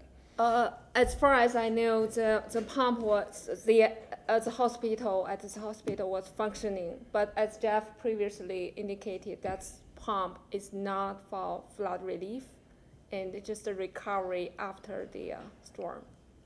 Yeah, I think you all see, and hopefully the public sees, as frustrated as the public is when they meet with you all individually. We have great conversations, and you all are doing hard work to try to help everyone. You're meeting with people individually and as groups. There's another political layer on this somehow that is tainting everything. And this Howard Avenue project in particular, the public perceives it as a check the box by the administration, and the public doesn't trust it. And even if some of your engineers believe that it is the right solution, it's not that the public doesn't trust you all. They don't trust the politics around it. And what the public wants is a solution now. And I know that project has gone at least back to the IORIA administration, but in its current form, the majority of the public believes that it's not going to solve the problem for those neighborhoods, and they believe that the money could be spent elsewhere better. That's just a statement. The last question I have, I don't know if you all can answer this, but you saw the map that Stephanie Pointer put up, which was really a surge map. It didn't show the freshwater flooding. Is there any solution? So the west coast of Davis Islands, the west coast of the peninsula of South Tampa, where Michelle lives, it was all hit with like 6-8 foot waves. Is there any solution for surge? And do we have a department that's addressing that? How can we address that as a city, or is there some state or federal agency that's addressing it? We appreciate this question because City Tampa is not alone regarding the surge, and we just know that the Regional Planning Council has formed a coastal plan, and this plan will basically cover the entire region, and they are going to be hire experts in this area to develop strategies moving forward, because it's also providing the strategies to secure the funding, because this is really a long-term situation we are all facing in the future. And as you have seen in the vulnerability plan, this is not just a City Tampa issue. It's from Sarasota all the way up to Citrus County. And could you tell us again what that organization is, and do you have any idea what their website is or what people can Google to find it? Tampa Bay Region Planning Council. Regional Planning. Regional Yeah. Planning Council. And no, just for the public. And then what's the project called? Do you know? They just initiated the coastal master plan back in May, and they start 2 tracks. One is public engagement track, and there's a technical group as well.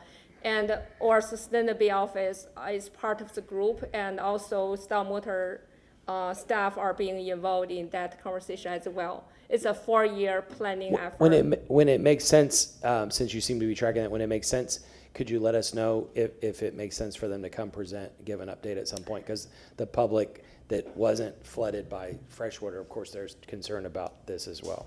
Yes, absolutely. Thank you. Councilwoman Hurtado. I just wanted to kind of put like a period in this. Frankly, I thought this workshop was very beneficial. Talked a lot about funding, where it's going. One of the things, though, that I just don't want to leave hanging is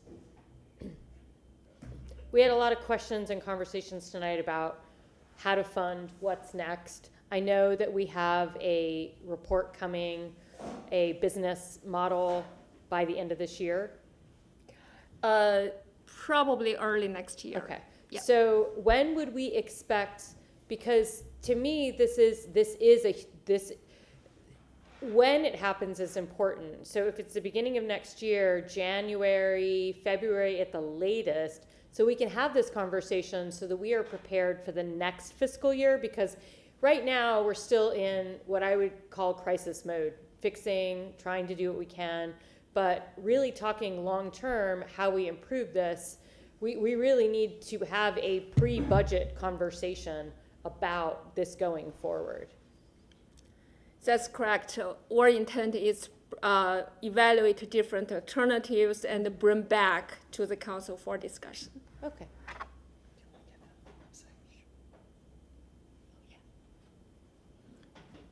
McLean Evans, Assistant City Attorney. For the public, the website to learn more about the Tampa Bay Coastal Management Plan, oops, sorry, I just changed pages, is coastaltampabay.org. They should be able to see the coastal management plan and learn how to get involved if they go there. Coastal, COASTAL, Tampa Bay, TAMPABAY.org. coastaltampabay.org. Okay, great, thank you. So then we do we need to make a motion? Obviously we can't tonight, but about that report coming back to us, or? I know this is a fall year planning effort, but they No, not their plan, our plan, our business plan, sorry. Yeah, we are going to be involved in the regular meetings. Okay. And we can bring back those information to the council I would and the suggest working public. with staff and ask them at a council meeting, Yeah. make a new business to make a Yeah, new I definitely want to make sure that gets on our calendar, so we're talking about it soon. Yeah, I just want to right set the conversation, because we have two distinct and separate issues that we're talking about tonight. We have storm surge and we have freshwater flooding. And, while some of them will happen at the same time, they're very, very different issues, and they affect different areas of the city in very different ways. And there's certain levels of expectations I think people have to realize. One, when the Gulf of Mexico knocks on the door of all these coastal areas, we're not engineering our way out of it, but I think the plan for not just our area, but the entire country and the world is to build, it's our building standards and how we build. We build up, all these single-story resident homes that are in coastal hazard areas are quite honestly going to end up having to be replaced, as you see along the beaches. They're all being replaced and being elevated. That's what's going to happen in our city. We see it in Davis Islands, unfortunately, because it loses some of the character and charm, but it's just the fact of life that we live in a low-lying area, and these things, it's going to get worse and worse and worse. We're not stopping the Gulf of Mexico. We can't afford to stop the Gulf of Mexico. It's not happening. It's going to continue to flood, and there's nothing we can do about it. I think also we have to reach a consensus between the elected officials and the citizens of Tampa of what is an acceptable level of resilience for freshwater flooding. In other words, how much can we afford to build for what type of level of protection? I think we see all over the country. It's amazing, man. Climate change is here, because I can't turn on the 6:30 news and not see freshwater flooding all over this nation. I mean, entire cities being swept in, flooded, and especially in these mountainous areas, you see this flooding, the devastation, the loss of lives from freshwater downfall. These 3.5 inches, 6 inches of rain coming down in very short periods of time. So somehow we have to reach a consensus of what can we build, how much can we afford to build to protect us from how much rainfall downfall, and what's that acceptable level. And I don't know if we have that consensus yet between the elected officials and the public, but I think those open and honest conversations are worth having. I think part of this type of discussion, this workshop tonight, is a step in the right direction. And I'm glad we continue to have these conversations. Some of this is going to have to be, some people are going to have to move. With the assistance, I think FEMA has those assistant levels, the federal government, in buying homes and relocations, because sometimes we saw some of these houses like in North Carolina with the stores, they can't rebuild there anymore because they just keep getting swept off their foundation over and over and over again. Councilman Carlson, did you want to speak? Yeah, one to follow up on that. We're going to talk about it again more in a couple weeks, but there were houses that 20, 30 years ago or 100 years ago were permitted in former lakes or retention ponds. There's some that in 1998 there was an agreement where the city said to the developer, okay, we don't want you to build in a retention pond, but if you're going to, you have to sign a waiver, so we're not liable. So the city's not liable, but why would they have allowed 5 expensive houses to be built in a retention pond? And now it floods and then it causes flooding behind.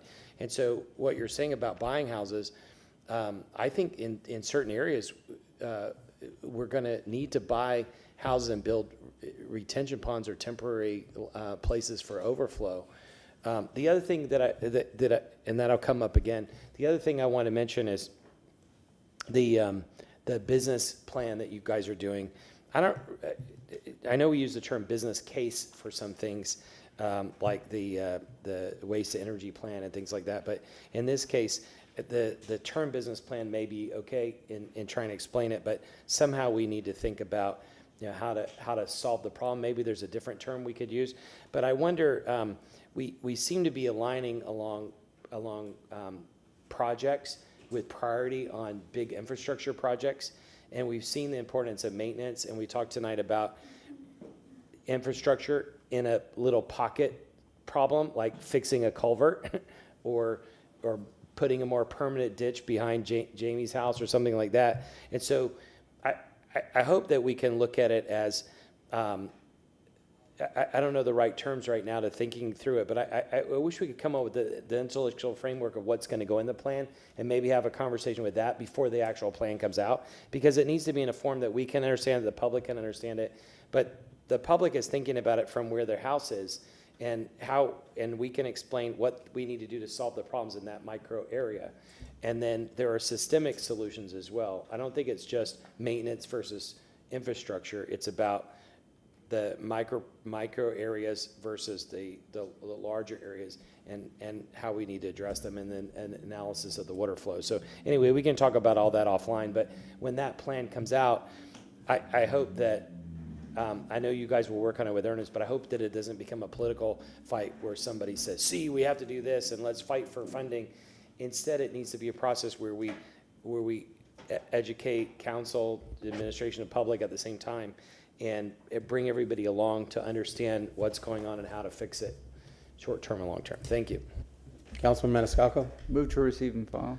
Very good. I just want to thank everybody again. Thank you, staff, for these great workshops and all the information that you brought forward. I think these have been excellent. I want to thank the public for coming out and speaking to us about the issues that you're facing and your observations about the city of Tampa.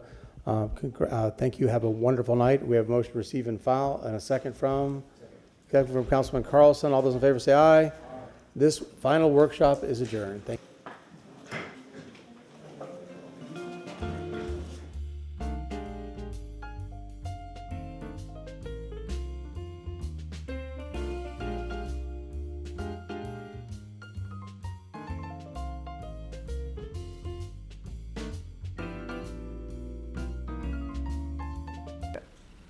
Sworn in, I would be right by him, sticking my head in there, sitting by him, having a picture taken with him, and with council also.